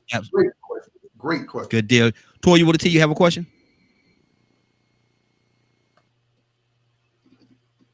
Toya? Let me see. Hold on. You muted. There you go. Hello. Yeah, you had some a conversation going on. I'm muted because there was something going on in your background. So, yeah. Go ahead. What's on your heart, sis? I was asking, did we talk about the bad ingredients yet? Because this is right up my alley. Yes. Holistic eating and how it can heal you. So everything you talk about, I know, but I'm just not sure where we were in the conversation. Did we talk about the bad ingredients? I heard him say, okay, read the back, but read the back for what to look for. What should it be the things that we are looking for in the back of these packages? I know that I know. Yeah. And I know I talk about it all the time and did lives. So I would like for the young man to take a moment and express to me maybe a couple of items that we should be looking for on the back of these packages. And not only that, why some of them are allowed here and why we probably shouldn't be eating it. So what are some of the things we should stay away from? Well, first of all, I want to begin that with nobody just puts something in. You're intentionally putting stuff in there because you're having to spend money, effort, energy, and manpower to put what is in there. So I don't buy it's a coincidence. No, you put that steering wheel in that car for a purpose. You colored that car a certain color for a purpose. So we do have to be aware of things that are in there. There's some things to me that just doesn't make sense that's on the label. Then when I go and look that particular item up, I go and trace what that item is. I'm like, wait a minute. What is a bisphenol A? It's a chemical a hormone disruptor. Wow. And a whole lot of other issues that it can cause. Well, what is that doing in the food supply? Bisphenol A or atrazine or azotic carbonamide that you'll find in a lot of your breads. Azotic carbonamide. What is that? And then when you go look it up, you find out, oh, I don't want that. That doesn't match my body's chemistry. Or sodium benzoate. That's in a lot of our lot of items, cupcakes, just a lot of items. Sodium benzoate. What is sodium benzoate? Is that part of the chemical makeup of my body? And of course, we know they put a lot of this stuff in there for preservation, storage, so to speak, life of the product. But is it healthy for my body? Therefore, we've shifted from eating fresh stuff plucked out the garden, so to speak, fresh produce, and we've gone to those inside aisles to get that stuff that's truly loaded with preservatives, and just a lot of weird stuff. So there are a lot of them from the MSG, monosodium glutamate, to the fluoride, bisphenol A, atrazine, sodium benzoate, then the stuff that sounds like a football quarterback calling a play. Red number 5, yellow number 6, blue number 1. Huh? What is that? Sounds like a football, a quarterback calling a play. What are those things? And we have to be responsible and look those things up for ourselves. Don't take Calvin Ellison's word. Look them up for yourself and see and decide, Do I want that coming in this house? Exactly. Now you touched on this a little bit earlier, and I'm gonna ask this question. I'm gonna go around. Rico, actually, I'm coming to you next, and Zamari, I know you got a question as well. I'm coming to you. So do I. Okay, good deal. Some of the things that they're adding to our foods, we see, and no disrespect to anybody, but we see a lot of real feminine men walking around here. Can that be contributed to something that's being fed in the food? I'd say yes, from my research. Particularly when you start getting over into looking at stuff like bisphenol A, and I think even atrazine. When you get into, there was a doctor who went and looked up atrazine. I think it was atrazine a few years ago. Top world-class scientist, should I say, and found out that when they were doing the experiment, the male frogs would no longer go to the female frogs. Wow. They would go to the male frogs. Wow. So with the advent of technology and science today, man has been tampering with all the way down to our DNA. And so when you start putting stuff inside the body again, that conflicts with your DNA's makeup, or as I say, mixing chemicals that don't match, put water where the gas is supposed to be in the car, or oil where the water is supposed to be at. It wasn't designed for those chemicals to mix like that. And so when we get to tampering around with chemicals and mixing them like that, in particular, putting these chemicals that conflict with the human body, and how do you know they're going to conflict? The body is like a garden. Yes. You're going to reap what you sow. If I put junk in, I'm not going to reap life out as I could, so yeah, I just want to speak to that. Good deal. Good deal. We're going to go in this order right here. We got a few people that said they wanted to say something. So Rico, Zamari, Badger, and then Cassandra. Rico, what's on your heart, brother? It's like we had some of these conversations before too. And, really what the sad part about it is that some people don't know what their body needs or is made of. They don't know that they're majority water. So they don't know they need that much water. I heard people say that I don't even drink water. I don't like water. What? You don't like water? And so, with those chemicals being in the foods, it's like you have some people that know this information, but at the same time they're addicted. Yeah. Because we've been brought up in this atmosphere to consume. Number one, we're addicted to the way the flavors, the convenience. There's so many different things that made us addicted and accept the food to the point that where those that even know about this information will still participate in it. And I had to find myself doing the same thing. I noticed that I had an aunt and an uncle. They passed away at 48 and 49, very young. And I had other relatives passed away young. And in this community where I'm in, we had a lawsuit for PCBs against Monsanto. And Monsanto is using these PCBs now to help make genetically modified organisms. And so, people don't understand that the importance of natural foods and manufactured foods. Keyword man. From now on, every time I use the word manufactured, I put MAN in all caps because that is completely what it is man-made. And that goes against our natural order. Yes. And so I want to ask them, because in my process of growing, I see how hard it is. It's always a work in progress. I'm trying my best to be healthy. I do a lot of walking. I stopped intaking a lot of manufactured things. I stopped smoking cigarettes, stopped drinking alcohol, stopped eating certain foods. I don't eat McDonald's or Popeyes anymore. But at the same time, I still catch myself addicted to certain things. So how is it that you can reach people and sort of manipulate their mind? Because, sometimes you have to trick people to do what they need to do in the right way. How is it that we can manipulate people to do the right thing, even though that already know? Like I had to manipulate myself to get away from some of these bad products. Oh, that's a great question and great comments too. Let's say it's depending on how close you are to that individual. Now, if it's somebody in my home, if I've got young children, of course, I'm beyond that, quite a few years beyond the young children, all grown and gone, of course. But let's say if there were young children in the house and they're only eating what I gave them.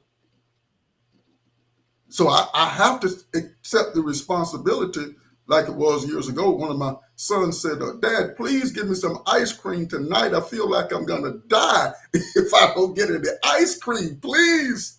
Well, I'm the one who got him hooked because I was an ice cream addict myself, you know? And so we can trick the system, the mind, because now I make my own ice cream. And it's very delicious. So I can, if like I said, now children that you got control over, you can kind of play with them, you know, and say, here, Johnny, here, Susan, or whatever, take this right here and eat it. They don't know. Like when I make my ice cream, it's not just milk and it's not cow's milk. They don't know that my ice cream, Brother Raheem, has got some walnuts in it, pecans in that chocolate ice cream, and it's got its own sugar from the dates and the banana, and you can't touch it. This is why Dallas Cowboy guys will come to me and want to get it. Look at here. You look here. You got the wrong team, brother. You look here. You know how to what? Okay, he leaving himself wide open to say that's why they ain't losing the playoff game, man. I mean, they've been losing the playoff game, man. You save yourself, Doc. Save yourself, Doc. Look at here. But you see my point. Yeah, depending on if somebody that's under my control, so to speak. Others, I have to use other tactics to help manipulate them. You know, well, look, try this out right here. And they think it's the regular milkshake they might have gotten from McDonald's and taste my milkshake. I'm like, hey, man, can you give me some more of that? No, hold on. You know, but I've got it loaded. I used to love milkshakes, vanilla, chocolate. I make my own milkshake. Can you come up with an ingredient to make the Dallas Cowboys win? Oh, it can be done. Okay, I understand. The silence. Replace people that ain't from all Texas. things are possible to them that believe.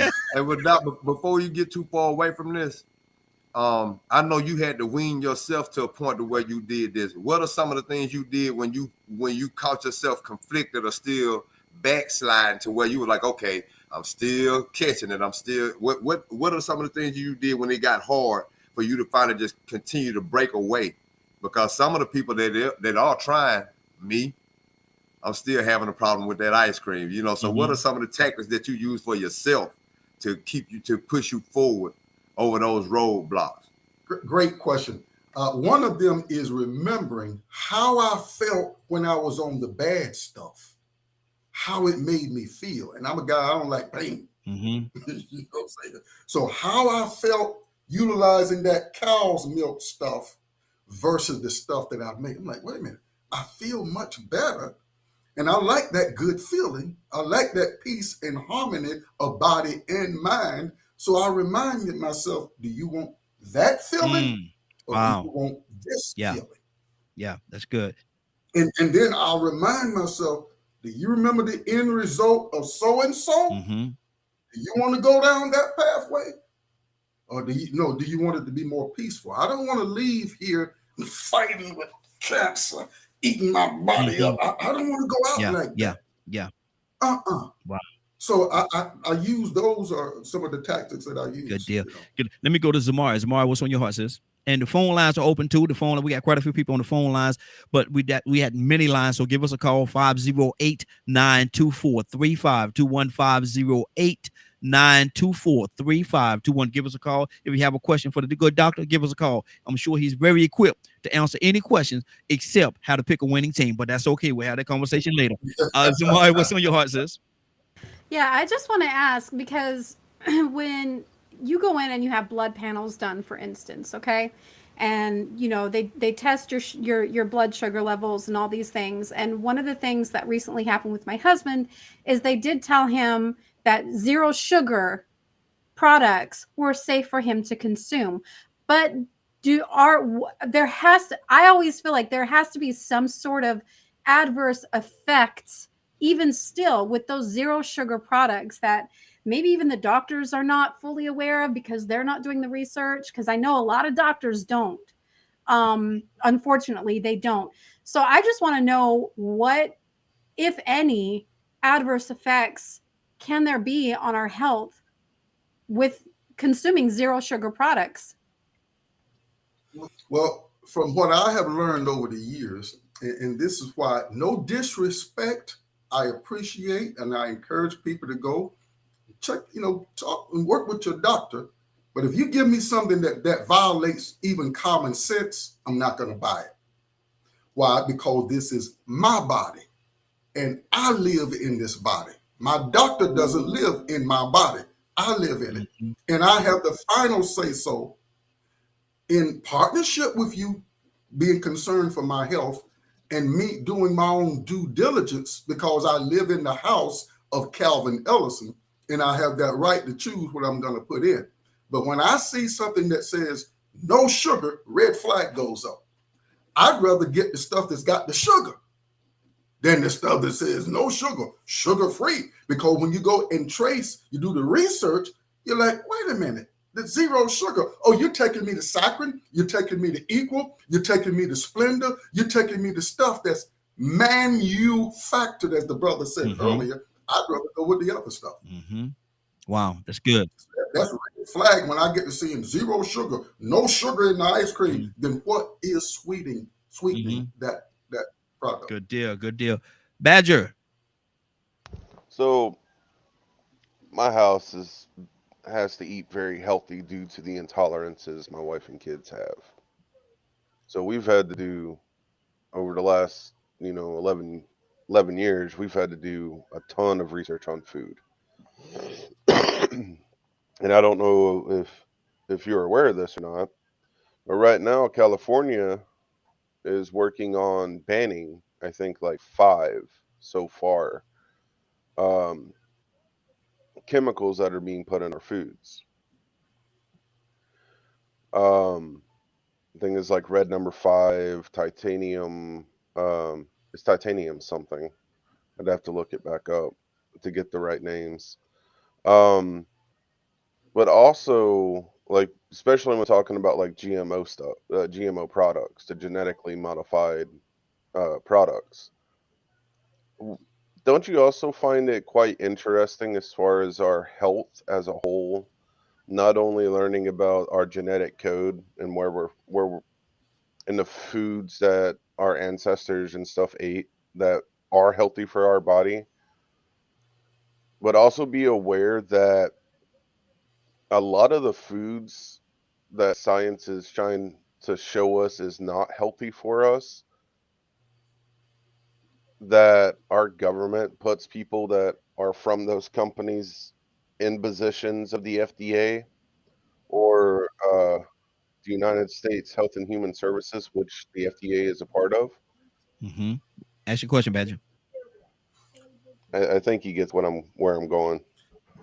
Yeah, let me comment, and I give thumbs up all the time for California, because California fights battles for the country down the lines of what you said, probably more so than, in my opinion, than any other state. So I give thumbs up for those that are on the front lines of the battle to address these things that are being put in our system.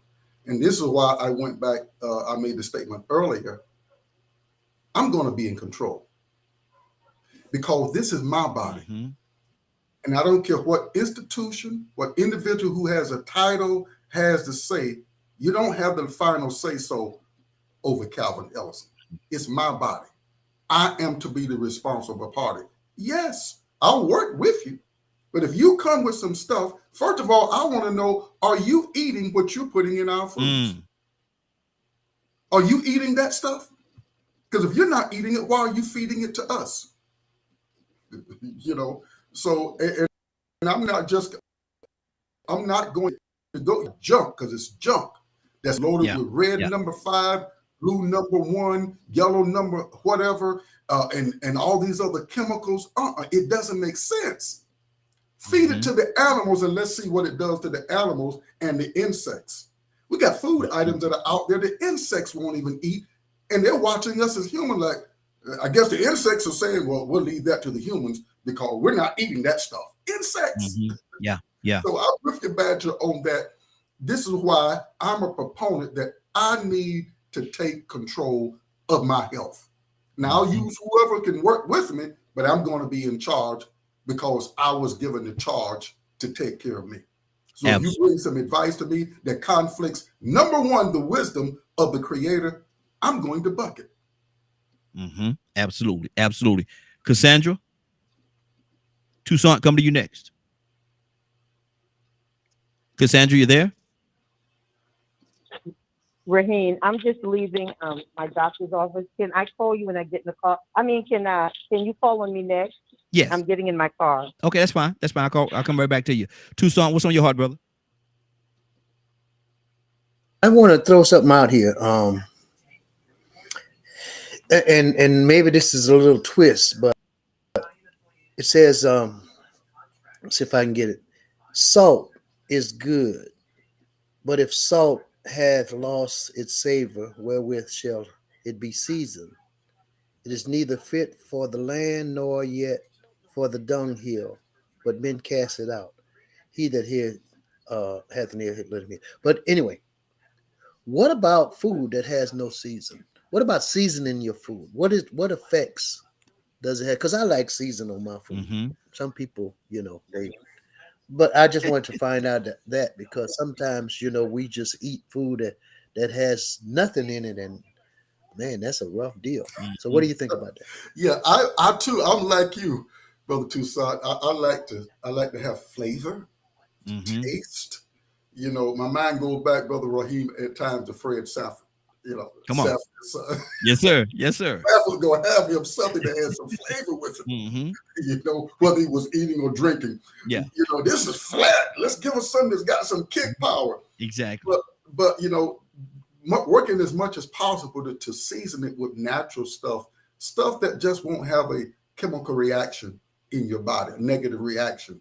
And then of course, balance is the key to life. So you don't want to overdo it, but I'm in that persuasion too. I like my stuff to have some taste to it. I take sea moss every day, and sea moss is flat taste, bland. So I spice it up with different things like peaches or some other stuff to help spice the taste. So I'm in agreement with you too. I like my stuff to have some taste to it. Exactly. Trying to stay in balance. Absolutely. Absolutely. Cassandra, are you ready? Cassandra? Yes. Okay. Yes. Okay. Good. Yeah, I'm here. All right, go ahead. Okay, so I'm one of those people that I've never, I'm 64 next month. I've never been like a real water drinker.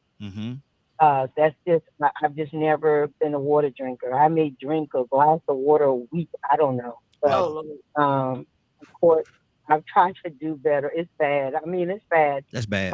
But I have lupus, which is extremely painful. And I just left the doctor because I had another situation going on. And they've diagnosed me with another rare autoimmune disease. So I've changed my eating habits, but right now I'm at this place where it's just I've done a lot of damage, and it may have been. And I don't eat crazy food. I don't eat like weird stuff. But I have not been a water drinker. So do you think that could have been a main problem for these different autoimmune diseases? Let me put it like this here in the greatest love that I can give to your sister. You're violating the law of your body when you're not drinking water. It is a law. The manufacturer put that law in place to help us be healthy. Yes, I would say, in my opinion, in my years of research, that is a contributing factor, because like it is with the vehicle. If the vehicle was designed to have oil at a certain level, and you don't put it in there at the level that the manufacturer designed it to operate at, sooner or later, you're going to have problems with that vehicle. I believe that one of the contributing factors is the fact that you haven't had enough water in your system. And you got to find that way. If it's just one little sip by sip by sip, maybe with some lemon in it, or something else, or some fruit sit in the water for a while. You got to find that way to increase the water intake in your body, and let your body tell you the difference. I mean, scientists even agree that the body is what, 2/3 water. Biologists, yes, 2/3 water. And when you saw how I cringe, and I say this with all the passion because I'm very passionate about all of our health. You drinking one thing of water a week. I drink 10 to 12 glasses of water every day. With other stuff added in there too because of what I'm targeting. Something that grabbed me even recently that struck me.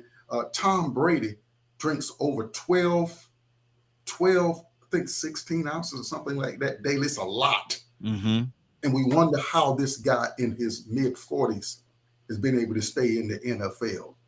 You know, but I just wanted to say the first thing we have to consider the manufacturer of the body. Yeah.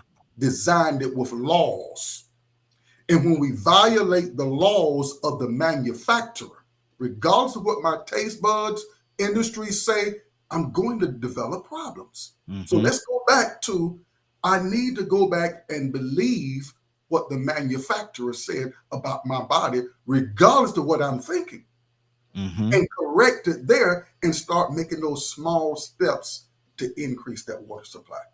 Exactly. How and I'm gonna go to Navy. Shanavia next, y'all. She's actually on the phone lines. I'm gonna go to her. So Navy, be on standby. Sister, coming to you next. How harmful is soda? In some parts of the country they call it pop, but how harmful is that to our body and our whole system? I read something some years ago that said a soda, at large, is diabetes in a can. Wow. When you look at how many spoons of sugar, refined sugar, that are in one can, I read to where it takes 33 glasses to alkaline the body back from 1 10-ounce soda. 33 glasses of water. That's how much it throws the homeostatic state of the body off. Wow. I also want to throw something in real quick. The moment I quit drinking Dr. Peppers, within a month's time, all I did was stop drinking Dr. Pepper. That's it. I lost 5 pounds. Yeah, absolutely. Shanavia, good morning. How you doing, young lady?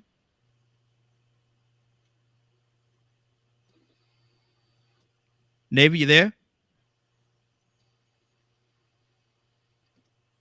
Navy may have stepped away from a line. 601. Is that Navy? 601. Area code. Okay. She may have stepped away or had to do something. So let me go right now to ZZ. What's on your heart, sis? Talk to me. Yeah, what about gut health? I have a question about gut health because especially for men, it seems like my husband is very fit, top to bottom, with the exception of his gut. And it doesn't matter what he does or how much he does, he still has that dad bod going on. And it's like it's stuck there. It doesn't go anywhere. We are really big snackers. I will say that. We have moved away from the more unhealthy snacks to healthier snacks. Like I don't know, but like pork rinds, for instance, I don't know how bad those are, but those have to be better than Lay's potato chips, right? But what can both of us do actually to improve our gut health, to reduce our waistline and our guts? Now, I'm gonna say this before Doc answers. I'm gonna say this. Ryan's gonna be real happy with you saying he have a dad bod. I love it though, okay, because it makes it so snuggly and cuddly. Oh, okay, snuggly and cluggy. Yeah. But you just said that to 63 different countries, you got that dad bod. Oh, go ahead, Doc. Answer. What you say that was, Dad? A dad bod. A dad bod. They got a little bit of the gut. They're a little out of shape, but he's really not. Like, he has muscle everywhere in his body because of what he does for work, except his gut. And even underneath that, he is muscular, right? But he just has a gut, and he can't get rid of it no matter what he does. There's a bodybuilder in there somewhere. I know there's a bodybuilder in there somewhere. I'm just curious about overall gut health, and maybe, and I don't know if that has anything to do with reducing the fat around his stomach, or what both of us can do to reduce that, to help that. Well, in short order, I'll say that we get better in anything when we target that area. Stick with it and find out all we can do and do all we can do. But I'd say start with something as simple as apple cider vinegar. I use Bragg's apple cider vinegar, known to help reduce. Okay, but you can always, when you get something and you're struggling with that something, add something else onto it. So if there was the struggle with just the apple cider vinegar by itself, and I'm not talking about taking a tablespoon of apple cider vinegar and drinking it. No, I dilute it in water. But let's say if that was a struggle for you, always add something like stevia or some honey to it, to help change, the effects of the taste. But apple cider vinegar, I would go there 2 or 3 times a day. Let me ask you something before you go too far. Would adding baking soda to that be unhealthy? Because the only way I was able to do it was if I added baking soda. No, that wouldn't be unhealthy. You wouldn't have to do it forever, but no, that would not be unhealthy. So can I ask what the ratio for that 2-3 times a day would be? How much of what would you put into a glass? And what's the size of the glass? I usually do everything in 8 ounces myself. When I leave the house, I will have at least 8, usually about 10 to 12. I will have in a container 2 tablespoons of apple cider vinegar, and I will have about close to a half of a teaspoon of cayenne pepper. And I try to keep that stuff warm. Now, that not only is it going to help with my gut area, it's going to help with blood pressure, circulation, my heart, because I've also got, in my case, I've got some beetroot powder in there because I'm targeting my blood pressure. But that apple cider vinegar and that cayenne pepper in a warm state, it's going to do something. But you have to be consistent with it. I'd also go over into looking into making sure I'm getting something like Greek yogurt or kefir in my diet twice a day. And just keep pounding things like that in there along with exercise.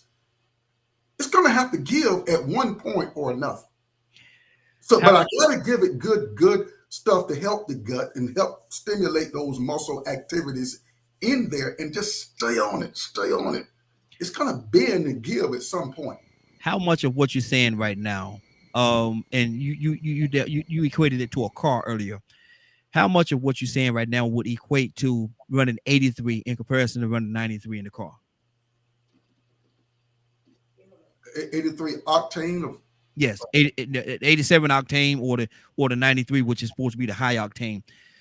How much of that would if you could tie it in together, would that make sense? And make that make sense to us? Give us a visual as to running 87 in comparison to running 93. Yeah, I would say going on 62 years of age and being able to do over 150 push-ups in 2 minutes, it's caused me to operate at the 93 octane level because of what I put in. And I do that every single day. Over 300 push-ups every day. 155 I start off with in the morning when I get you ain't got to make us feel bad, man. Hold on, man. You ain't coming to make us feel. Hold on, brother. Now we were doing good, man. I'm sitting up here tooting my horn because I'm doing 70, and he up here doing 155. Man, I gotta up my game, man. Man, hold on, man. You ain't on here to make us feel bad, brother. We invite. If you become a cowboy, then cowboys can do that, man. Man, look at that's motivation. That's motivation. I got some more to go. I got more to do. I thought I was a big dog. I started the high end, and maybe I should start low, but I start with the 155, then I 10, and then I'll drop back to the 40, as a minimum. But I couldn't do that if my body is. Go ahead. come on and was asking Somebody got a TV or something going on in the background. Mute your line. Everybody mute your line. Okay. Man, look here, man. I'm just gonna go ahead and say what you put in. Let me go ahead and tell you, man. You ain't gonna make us feel bad, man. We our 20 push-ups, man. We doing the best we can, man. We doing the best we can, man. Go ahead, man. I ain't trying to change the subject. I ain't trying to change the subject, but Raheem gonna show out dancing tonight, y'all. Yes, Lord. He done got embarrassed for singing, and then he done got embarrassed about the push-ups today. He gonna try to show us. He gonna try to show out tonight on that dance. He told y'all about the split already. I'm already ready to see him do that split and then pull myself right back up. He gonna show us something. He gonna show us something. That one Charlie horse gonna stop him though. Nigga, I'm gonna do the duck walk. Y'all don't know nothing about the duck walk. I'm gonna do the duck walk on y'all tonight. But let me Can I throw something in real quick? Real quick, go ahead. Go ahead. One of the things that we have recently learned in our family, because my wife will, me and my wife deal with that stuff, is sometimes we can have issues with processing certain foods that can cause us to deal with swelling. So like I put in the chat, my wife has, I believe it's called irritable bowel syndrome, where if she eats certain things, it'll cause swelling in her midsection. So like she has gut issues. As far as I'm concerned, there are certain things I eat that'll cause inflammation. So I have to manage it. Like if I eat too many tomatoes, it can do that because of the acid and stuff. So would you say that it isn't just about eating what people would call healthy? It's all finding an understanding of what is affecting our bodies and what isn't, even as far as like inflammation and stuff like that? I sure would. Absolutely. I would agree. And this is why we have to know our bodies, because my body's operation may be a little bit different from my wife's for whatever reason. So yeah, we have to know our bodies, and if a whole tomato is too much for her, then she doesn't need to get that whole tomato. Maybe I can stand that whole tomato and she can't. But yeah, I would say we have to be watchful in that, because there's certain things we can do that can cause the irritable bowel syndromes and just the agitation in that particular area. So we have to know our bodies. We have to pay attention to it and make necessary adjustments. Yes. Where we may need to do that, or necessary supplementation to help stop some of these things, whether it be inflammation, irritable bowel syndrome, or whatever, you know. But I do want to encourage everybody with this: the manufacturer has the wisdom. He knew what that vehicle would need before he put that car out there, you know. And so I want to give hope that all things are possible, so that we don't get locked into things that people are told you're going to have to be on this blood pressure medication for the rest of your life. And you're told that at 21. You mean to tell me there's no chance of anything that I do that can change it? Now, please, if you on some meds, stay on them. Yeah.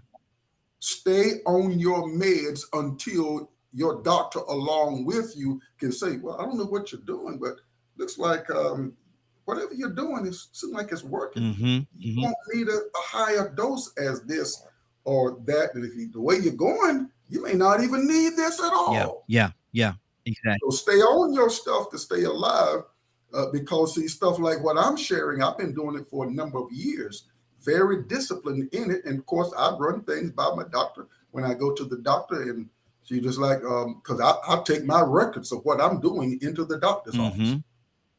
I take the record. I keep a check on my blood pressure on a regular basis. And the doctor looks at it, like a very short visit, and I'm out. Good deal. Somebody on TikTok, I don't know who it is, but they said there's a book out there that says eating. Let me get back to where it says eating for your blood type. Eating for your blood type is what it's called, and say we need to definitely take a look at that. Yes, sir. It is a pharmacy and a doctor's. They say pharmaceutical and doctor's degree. We got a lot of comments coming on, and TikTok you can call in as well. 508-924-3521. 508-924-3521. I can't keep up with everything that they writing a lot. excuse me, but I can't keep up with everything. But y'all are very welcome to call in. Let me go to Willow. Then we're gonna go to Leonard and then Donald. Tucson. Willow. Good morning. How you doing Good this morning. morning? Good. Good morning, Glow. Good morning, sis. You have a question? He answered my questions. I was more concerned about the blood pressure part. He was talking about the apple cider vinegar. And I was just trying to see with that, like if you was on high blood med, would that lower your blood pressure, or what effect would that have while you taking medication and then taking the solution that he had suggested? Dr. Ellison? Yeah. Well, I'd say, first of all, consult with your doctor so you don't have a conflict of, because certain things can be conflicting. But usually stuff like apple cider vinegar it's just natural food. It's a blood thinner. And you can practice, this stuff in your system. I do it. I take apple cider vinegar along with the cayenne pepper, along with the ashwagandha, that helps relieve the body of stress, different organs and systems of the body of stress, and helps me to stay in that relaxing state. So that will assist with my blood pressure. But I personally do that. But see, a lot of times we do stuff and we don't do enough of it. So I've learned that, whereas I was doing it like once a day. No, I'm up to 2 and 3 times a day. So thank God I don't have to be on any blood pressure medication, because I discipline myself to say, either you're going to take this particular type of regimen that you learned about, you concocted, or you're going to be on the meds. So I've chosen, no, I'm going to discipline myself. Yes. You're going to take this stuff before you eat, if you want to eat, Calvin Ellison.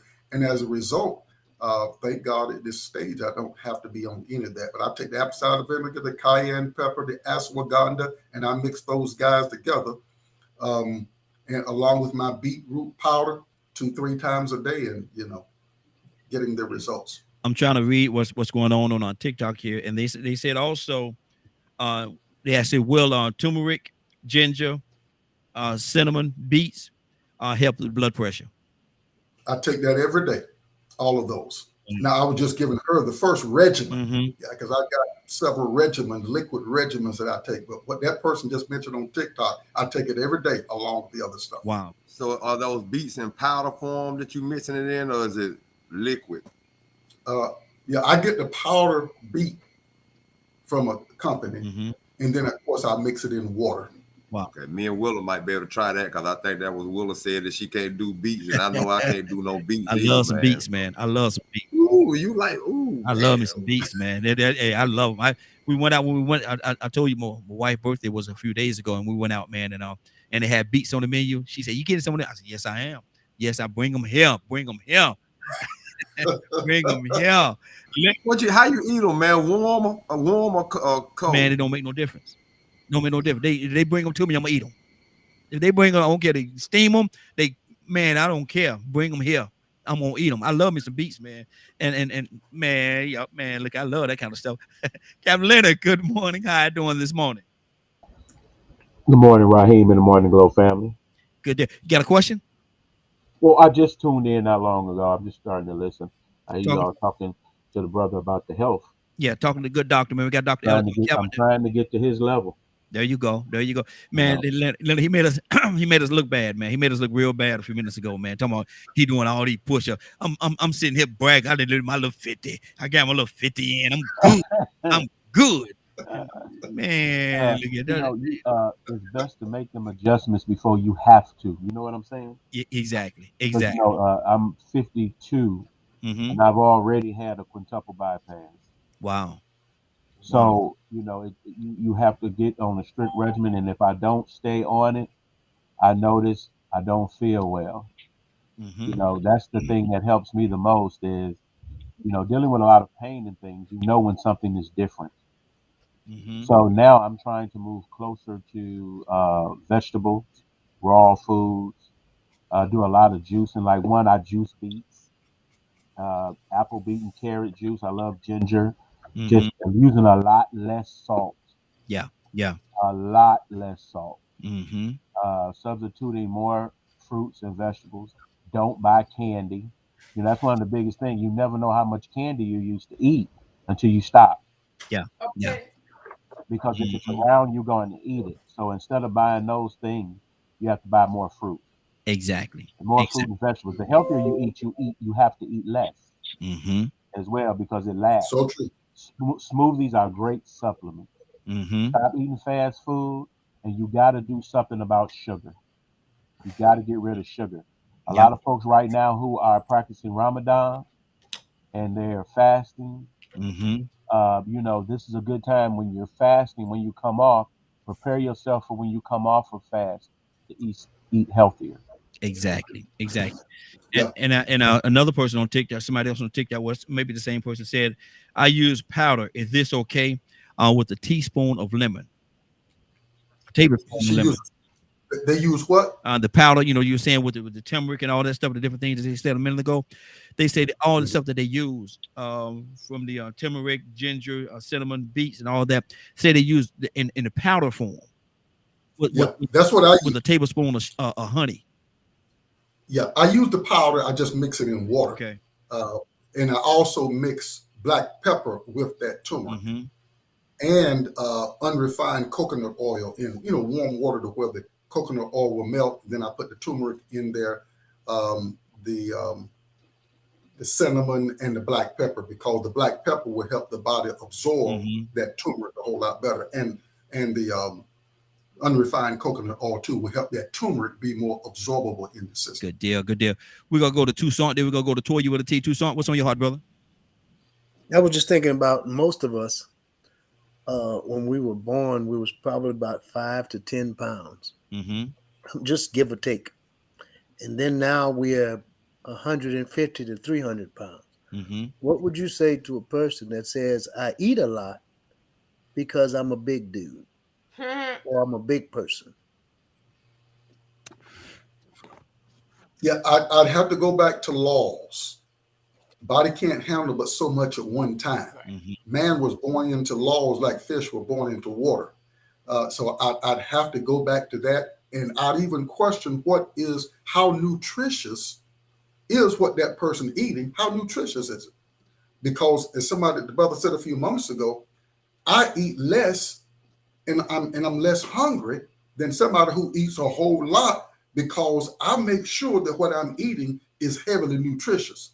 So if what a person is eating is not heavily nutritious, they're going to need a whole lot more than what I would need in a small portion, because mine is more nutritious. And of course, there again, somebody 6'6" is going to need more than somebody 5'6", you know, but still we have to consider the laws of the body. What are the results that my body is giving me when I'm eating all that kind of stuff? So different factors have to be considered. But I'd tell anybody, we got to pay attention to those laws. I got to get that water. I got to get that sleep. I got to get that raw food intake that the brother was saying. I do smoothie every single day, so I can make sure I'm getting my raw food intake in there too. Cool beans. Toya with a T? Oh yeah, you know this is all up and down my alley. Yo, life saving. When I tell you God has put everything here that we need, and this is why I got to get rolling. I know why the devil's stopping me, because you know this right here is what I'm talking about: how to cook with different herbs and spices to help that. You know, I remember my dad had me growing up. Right, he'd give me a chunk of onion, a chunk of tomato, a spoon of cod liver oil, honey. And I'm just saying, y'all see how y'all see these guns? No, but for real, food, water, right? The basics. This is what you need in life. Remember when we were a baby, we had to have certain things. It doesn't change just because we're grown. And I think, you know, that's the concept. We have to put in the time to it, right? I've seen literally a woman get the liar from diabetes. She had 5 strokes. And by simply adding and making adjustments, because we're not going to stop, right? Because we still want what we want. But she added and made adjustments to her diet. And in 2 years, she was off 13 different medications, including metformin, And her vital signs were so good, the doctor couldn't even tell her not to smoke cigarettes anymore because her vitals were like a child's vitals. And the only thing he could do is advise her to stop because of the consequences. But her vital signs still displayed such a renewed molecular structure that, right, it basically reset itself, right? Wow. And that's what we have to think about. Right, when we're doing these things, we have some of us take more time with our cars getting them serviced, oil changes, like the young man said. You know, that's one of my famous analogies. I always use that, and I tell people, wash your clothes in some sweet tea dance, since that's what you like. Because if we don't need water, then why are we using water to do these things on the outside, but you don't do it on the inside? You know, so all these analogies, I love coming up with them because it's true. But listen, those herbs and spices, just add them to your diet. What this young man is saying is true. 4 bottles of water a day, y'all. Yeah. That will solve probably 40% of your aches, pains, headaches, tightness in your shoulders. Some of us are walking around tight and inflamed simply because we shrivel up on the inside and dry. You know what I mean? So I really think that a conversation like this is something, it needs to be a show. Right? This is something that we need to be talking about every day. We have to be able to tell people how to implement this, you know, how we can do certain things, because now you're talking about cost effectiveness. That can be another challenge, right? So I think we get together and also create something at least weekly, right? Where we can come up with resources and new ideas and new materials, new recipes to help people. That'll be something that'll help at least us here, and as we go along, other people understand that food is important and drinking water is important. Okay, bye, y'all. No. Listen, no, don't go away yet. Don't go away. No. I want to say this to you. I'm going to, and I love that idea, but I'm going to charge you with it every Wednesday. During the broadcast, I want you to come up with something different that's going to help the people every Wednesday. I got you. Okay, so we're going to start that next week. You have to remind me though, right? I have it, but you got to remind me Wednesday. You got to put it on your little, you know, when you break that down on what we're going to do today, you got to have to top it. Health tip of the day, so I can come with it because I'm with it. Okay, so we're going to do that on Way Out Wednesday. We're going to do it every Wednesday. Way Out Wednesday. Heard on that, and I still got to go. Bye, y'all. All right, talk to you soon. Appreciate you. See you later, Raheem. See, yeah, absolutely. I got my Boogie Oogie shoes. Listen, I had my Boogie Oogie shoes in the car since Monday. Well, you know how to do that right there. You got to learn how to do that right now. We doing man, you already know. I'm glad I'm in good health. Because what? Exactly. Listen, that's the exercise. I got y'all in there too. But for real, I got to go. Love y'all. Bye. They love you as well, sis. Teresa, how you doing, sis? Good morning, everybody. I am doing great. Good to have you, sis. Good to have you. We got the good doctor on with us. I know you got a question. Yeah, I just want to say that I totally agree, and I'm willing to help Tanya with that on Wednesdays. I too took a what I call life change with how I eat and what goes in my body. Really, right. So I did lose the weight first. I lost 52 pounds. Wow. And then the whole thing was how you keep it off. How do you keep it off? Yeah. And you have to go back to the basics. Like I was a little girl. When I graduated from high school, I was 90 pounds. Wow. I ain't them pounds no more, but I'm just saying. And I ate some stuff that my mom and dad had fixed for me. So I kind of have gone back to the basics of how what I was putting in my body. I do the water. I too was one that was not a water drinker, but now you can't stop me from drinking water. I encourage everybody, and I'm really doing this because my mom and dad both are going through these health challenges, and every time they say, well, what should we do? We're telling them to change your diet. Change your diet.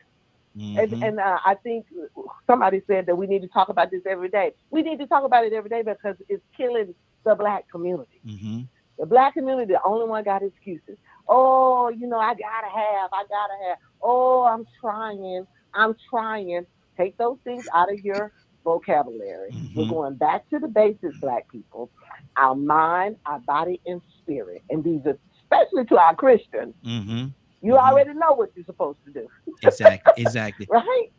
You know, she brings out something so powerful because to me, it doesn't make you're bringing out something so powerful conceptually. To me, it doesn't make sense. If I'm getting my butt kicked all over the place in a given issue, stop everything else and let's deal with this issue. Mm-hmm.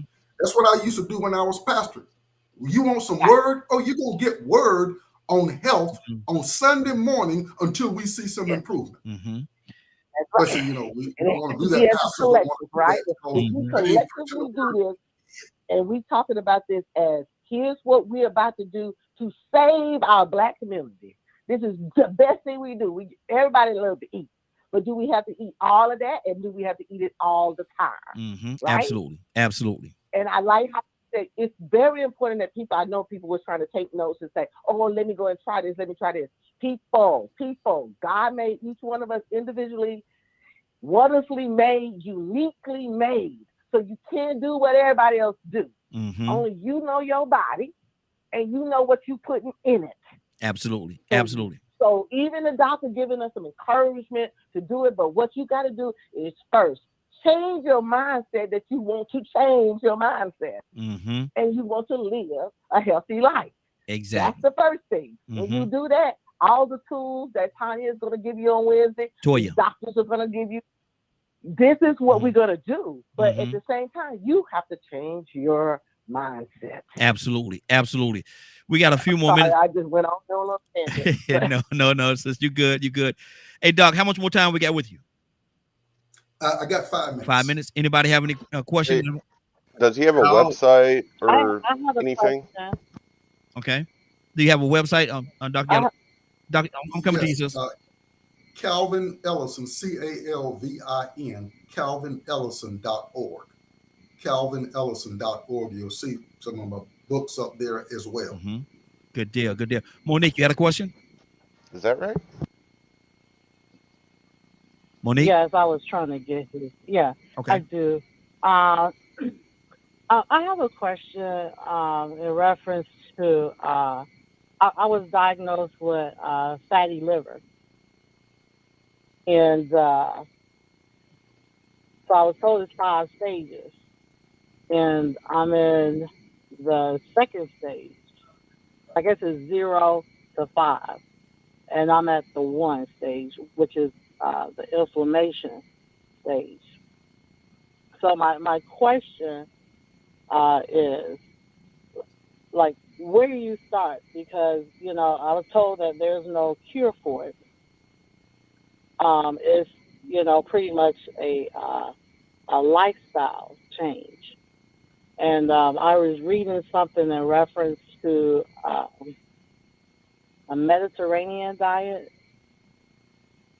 And my question is that kind of considered like a holistic type, you know, plan? Well, the first thing I'd want to say is like what the sister said about the lady who had all those issues with the diabetes and all that kind of stuff. And here it is now. It's a whole new world for her. And that is to not get locked into there's no help for you. Mm-hmm. Got to be careful with that. There's just no hope. Well, that lady's story lets us know that there is hope. At least I'm not going to go down without a fight. Yes, yes. I'm going to fight with everything that I learned, if I got to learn it on my own to better this particular condition. Mm-hmm. But to give me no hope at all. Now, if you just tore the whole engine up in the car, you know what I'm saying? Different story, but you're not there. Mm-hmm. And so you have to consider, and I couldn't give you a blanket answer because I don't know all of what you do on a regular basis. This is where I get into consultations at. I need to find out what you do. How much water do you drink? How much fruit and vegetable do you eat? How much raw food is in your system? How many meats are you eating a day? A lot of different questions that have to be asked in order to attack the problem, and then making those necessary step by step, adding this and that to help nurture the liver and making sure we're keeping out the poisons and the toxins and all that kind of stuff. And then let's give it some time and see, if the body has the capacity to regenerate itself, of which it does, because if it did not have the capacity to regenerate itself through the life-giving substances that you and I are given, you wouldn't make it past age 1. Yeah, exactly.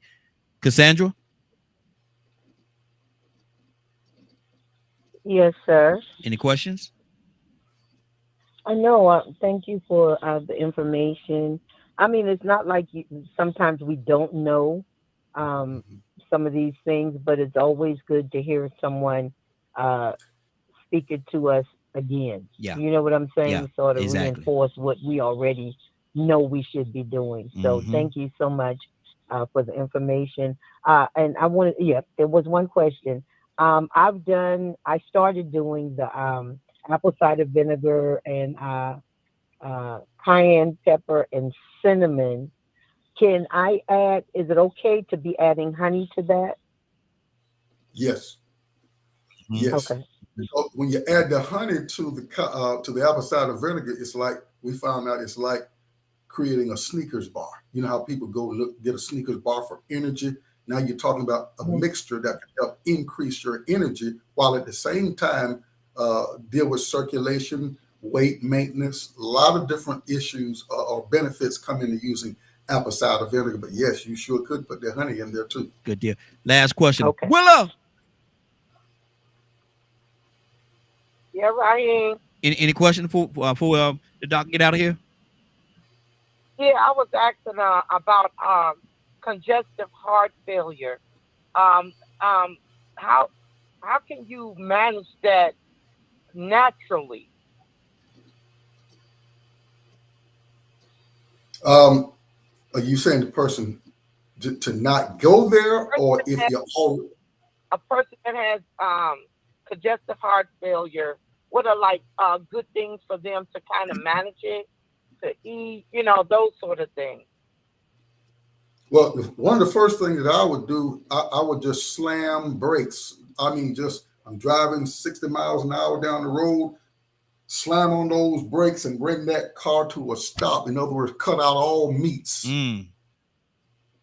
Cut all of them out, particularly the red meat, cut them all out. Yeah. You can make it without it until you get back, beyond that particular state. Just slam brakes on it. We're going to cut all of it out. Yes, I don't care what your mind tells you, you can make it without the meat. Right? And then I would go into a mode of juicing. Why? Because when you juice or you blend and stuff, you digest that food. So therefore, when it's already digested, you're going to use less energy, putting less pressure on the heart to have to produce.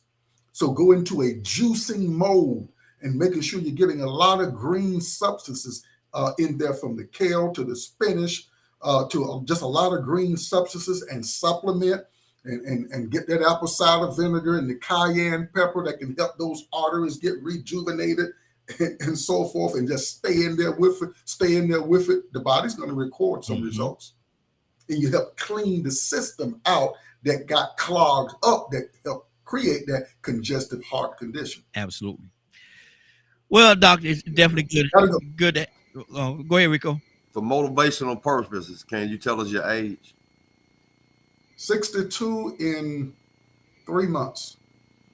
And Rico, you complaining about doing 75 push-ups. I said motivational purposes. For motivational purposes. Yeah. It's 62 by the grace of God in June. Exactly. That's a blessing, brother.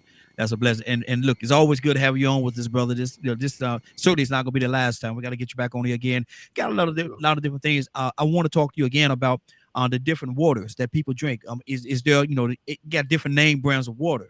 I like the essential. I like the essential. That's the water that I like. But you got different waters out there, and the packaging of the water. How detrimental could that be to us? What are they storing the water in? And so it's a lot of different things I want to talk to you about, brother. So if you would have us again, man, if you would join us again, we'd love to have you to come back on and talk to us one more time or a couple of more times, as far as that's concerned, so we can educate the people. Would that be okay with you? Sure. We'll definitely talk about a time. Absolutely. Good deal. Now, it's been my pleasure. Now, in your closing, brother, what would you like to say in your closing? Contact information, or how can people get in contact with you? I put your website on the screen. As a matter of fact, I'm gonna do that again. Sure. But how can people get in contact with you? Yeah, calvinellison.org is the website. Please go there and I got 2 books there. One is a 7-day meal plan, breakfast, lunch, and dinner, the latest book. And then there's another one that's more even comprehensive with more information on health as well. That's up there. And get books, educate yourself with the materials. And I can also be contacted, I prefer, at dr.calellison@gmail. dr.calellison@gmail.com. And some of you may need a consultation. Yeah. Now, it's not for free, but we'll take you there.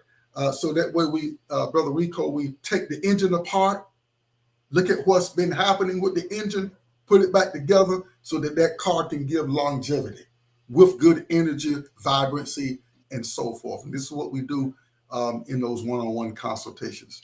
I'm gonna put him on the spot. So this is rhetorical, brother. Don't say a word. Please don't say a word. But I'm gonna talk to him off air. This is my brother. I'm gonna talk to him off air. See, can I get y'all at least a 10% discount? I'm seeing I talk him into getting y'all at least a 10%. I'm gonna talk to him off air. It might work, it might not work. Sometimes it do, sometimes it don't. But brother. Well, Rico, it depends on whether he gets converted to become a cowboy. Y'all ain't getting no 10%. He looking for that DKM discount. Exactly. Tell them DKM Radio, DKM Media Group and Associates. Tell them they sent you. You'll get a 10% discount. That's just me talking now. I don't know if he's gonna give it to you for real, but that it sounded good. But brother, definitely appreciate it. I know you got something else you got to go and take care of this morning, man. Thank you for joining us. We definitely appreciate all the information you shared with us, man. And I hope that somebody listened and heard it, and they're going to use what you put out there today to help them in a very powerful way. Well, thank you. It's been my pleasure. Love you guys. See you next time. Yes, sir. Love you as well, brother.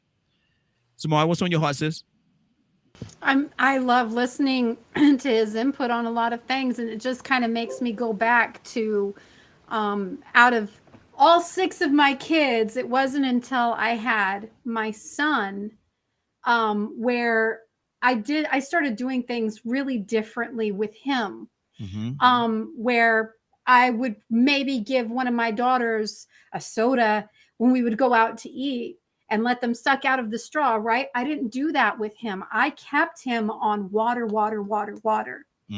lot of the things that and now he's almost 9. Now he prefers to drink water, and he will chug that like a champion daily. Yeah. And if he doesn't have it at almost 9 years old, he already knows when his body doesn't feel good and he needs that water intake. And the other thing that I do too is I do a lot of home cooking, raw ingredients, natural ingredients, things like that. Of course, I do buy frozen foods and all of that, or I might even buy frozen meatballs just because I don't feel like making meatballs for spaghetti, right? My kids know the difference. Yeah. They can taste the difference, and they don't like it. They don't like those, as Rico says, manufactured products. They prefer the whole foods. So, it does start at home with how you bring up your children and what you do with your kids. But even though I've learned to do that with my own kids, I'm still bad about doing it for myself. Yeah. It's a hard habit to break. It's really tough. It's hard to put them cookies in that butter pecan ice cream down. It's not cookies and ice cream for me. It's chips. That is my vice. Chips. I meant to ask him about that too, about the pork rinds and chips. I meant to ask him that question, but he got away from me. Tucson, anything on your heart, brother?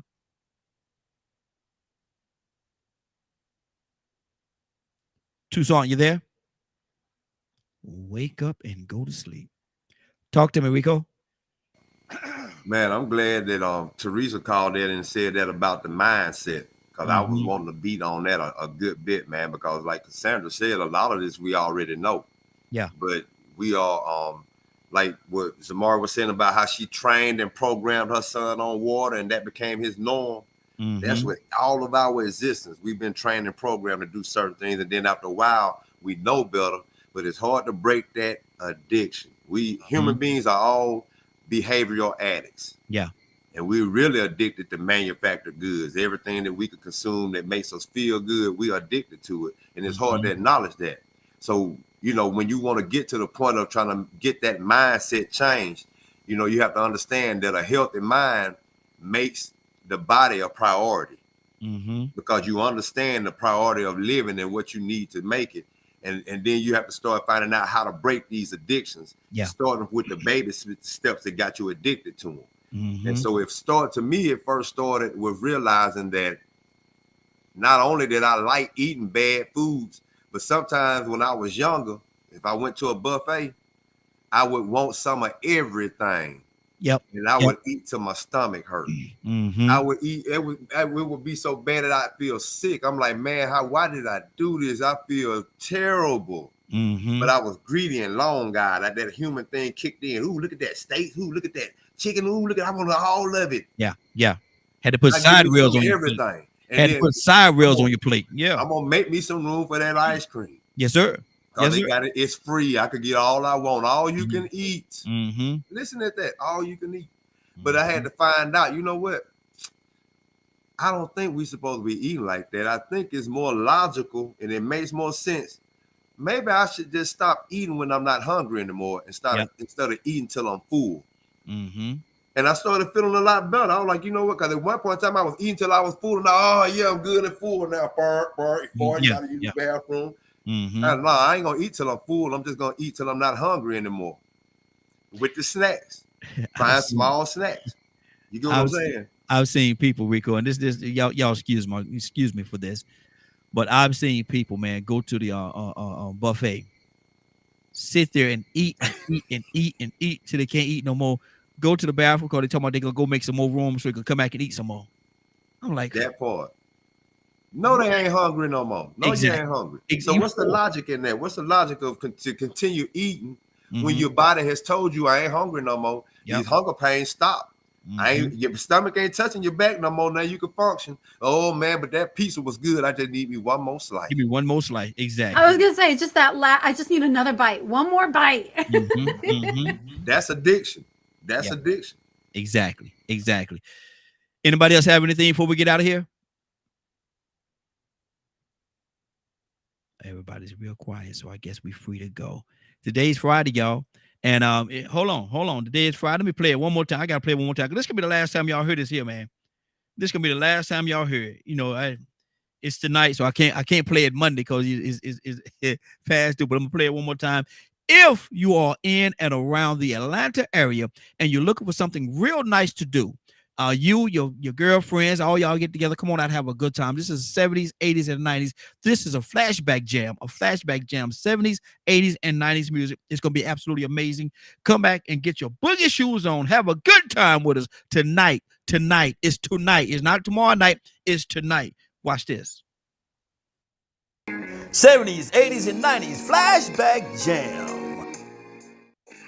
Do you know how to party? Do you still have your boogie shoes?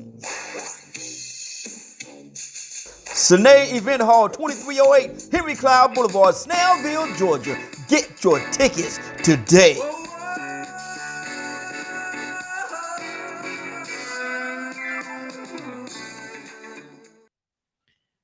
It's amazing when Frankie Beverly come on toward the end.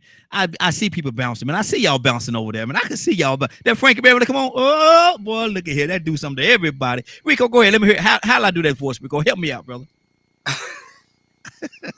Boogie shoes. Hey, man, I can't do it, man. I don't try it. I said I'm gonna let him slide on this, and I'm normally good with it. But I can't do it, man. That's a special gift you got right there. That's that Raheem thing. Look at that. That's gonna be my signature. I'm gonna stick with it. That's gonna be my signature right there, man. I like that. Boogie shoe. Watch this. Zamar, how I do it. Zamar, how I do it. Go ahead, Zamar. No, I definitely don't have the right voice for that. That's a good try though. Rico's got it a little bit better. But Rico, you're going up here. You got to dig down deep, I gotta bro. do it from Come the on. Booger you. Yeah, you know what? You might be right. I gotta do it from the stomach. Well, that's why I gotta lose my breath. I gotta be at that buddy in my breath. Man, I can't wait till you do it next year. I'm just a little bit too late. She just figured you should have told me sooner. Gotta get to Booger Shoe. I just figured. Yeah, there you go. There you go. Oh man, that's Wow. what it is from the stomach. Man, look at you. You'll never get it, brother. I never played the sax. I never played the sax, so you'll never get that voice. I promise. Keep trying. I'm still feeling somewhere about them 155 push-ups, man. I ain't doing nothing. I thought I was doing something, man. Look at, and you said earlier how you walk. You hear certain songs at the beginning of the broadcast. You say you walk around with your chest all poked out, and look, he just deflated you, man. He deflated you. No, I ain't doing but 70. Exactly. Hey, I do have one more thing to add, though. I do have a oral extraction at the dentist office today, so just keep me in your thoughts, please. I don't see anything going awry. I usually do pretty good with surgeries, but just keep me in your thoughts. Now, when they put that, you gonna be up on the gas and all that stuff. No, oh heck no! Just numb me up and pull it out. I was going to say if they do that, you might say some cuss words, be cussing everybody out right now. Boy, that's what I would like for Ryan to video that and show me that. Man, you be cussing everybody out. Boy, that'd be some funny videos right there. But Rico, what's going on today at 3:00? So we got one last time to do it. If you missed today's show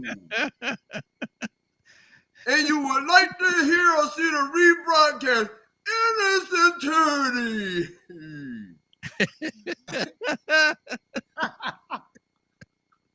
Lord, you can see the rebroadcast on He can't 3 do p.m. it. Eastern Standard Time on www.dkmmediagroup.com.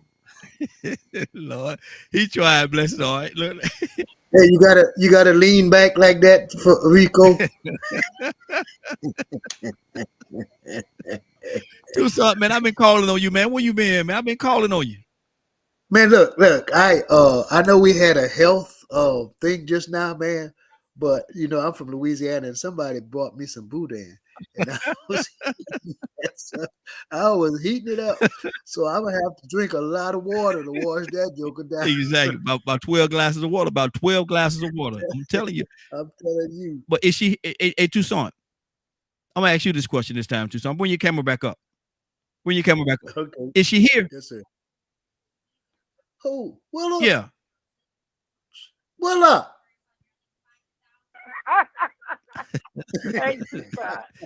Ooh wee. Ooh. If you say ooh wee one more time, I'm gonna run around my house. and she don't even know she do it, man. She don't even know she do it. She don't even she don't even know. It's just natural. It's just... Watch this. Rico, are you ready? Rico, you ready? Yes, sir. What up?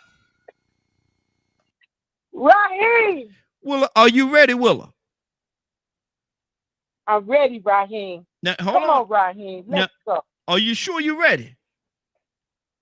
I'm ready. Come on, Raheem. I am so ready to receive God's word. Come on, Raheem. Let's go. Well, Willa, I ain't got nothing but one more thing to say. One more thing to say. You know what I'm gonna say? Let's go. Yes. Amen. Amen. Let's go before the throne of grace with humble hearts. Let's go down. Let's go to his throne with bowed down heads and let's worship the Lord this morning. Father, we thank you. We're coming before your throne. But before we come, Lord, we're going to ask that if there's been anything that we've done, anything that we said or felt that has been displeasing to you and your eyesight, Father, we're truly asking for your forgiveness. Father, we're asking you to forgive us for our sins, knowingly and unknowingly, Lord. Father, help us, Lord, in this evil and wicked world. Father, I'm praying today, oh Lord, that you continually guide us. Give us the wisdom and the understanding and knowledge that we need to go on in your word, Lord. Father, you said it in Matthew chapter 4, verse 4, that man should not live by bread alone, but by every word that proceeded out of the mouth of God. And Father, we trust your word. We stand on your promises. Father, we thank you that your word said that you sent it to heal us, oh Lord. So I'm asking, Lord, that everyone out there that's praying for healing, Lord, that you touch their body, Lord. Father, we know that it's not anything that we do. But Father, we know it's the power that you allow to be bestowed on each and every last one. Thank you, Lord, for the Holy Spirit, Lord. Thank you for the Spirit that leads us and guides us into a supernatural world that we have no inkling of understanding, Lord. But Father, we know that you know, because you're all powerful, you're all knowing, Lord. There's none like you, Lord. We thank you, Lord, for all the things that you've done in our life, Lord. The Bible says to cast all our cares upon you because you care for us. And Father, I thank you that you can see our heart, Lord. Father, I thank you that you give us mercy and grace even when we don't deserve it. We love you, Lord. We honor you, Lord. We glorify you, Lord. Thank you that for the knowledge that we continually need to go on in this evil and wicked world. I'm asking you to touch each and every last one that's on this line. Father, you said that no weapon formed against us will prosper. So anything the enemy thinks that he got planned for our lives, oh Lord, Father, I'm asking you, Lord, to cancel it, Lord. Cancel it. And I believe, Lord, that you've already done. Thank you in advance, Lord.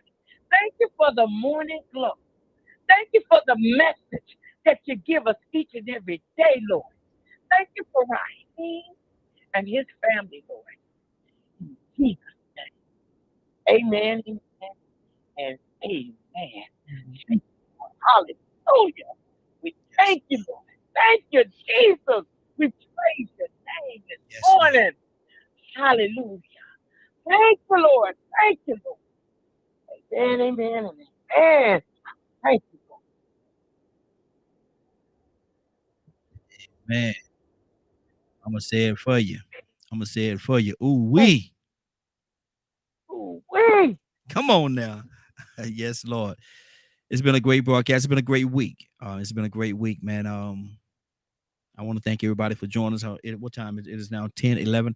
I want to thank everybody for joining us. And more than that, I want to thank you for allowing DKM Media Group and Associates and the Morning Glow for being a part of your morning. It is now 10:11. You're about to exit the Morning Glow. But before you go, I want you to do me two favors, if you will. One, I want you to continue to pray for us because we are certainly praying for each and every one of you. Number two, why this is real simple. I want you to go out there, find somebody, and give them a hug because you never know. It could be the only hug that they get, or it could very well be their last. Love you, and ain't nothing you could do about it. Have a great day and a better tomorrow. That we shine some of this light in you from the Morning Glow. Take it out there into this wicked and cruel world that we live in, and let your light so shine. If you get an opportunity, give somebody some love.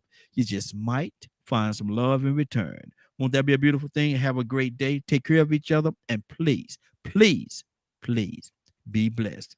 Give somebody some love and truth. They would enjoy it, and I'm sure that you will as well. See you Monday morning. God bless, be blessed, and take care of each other.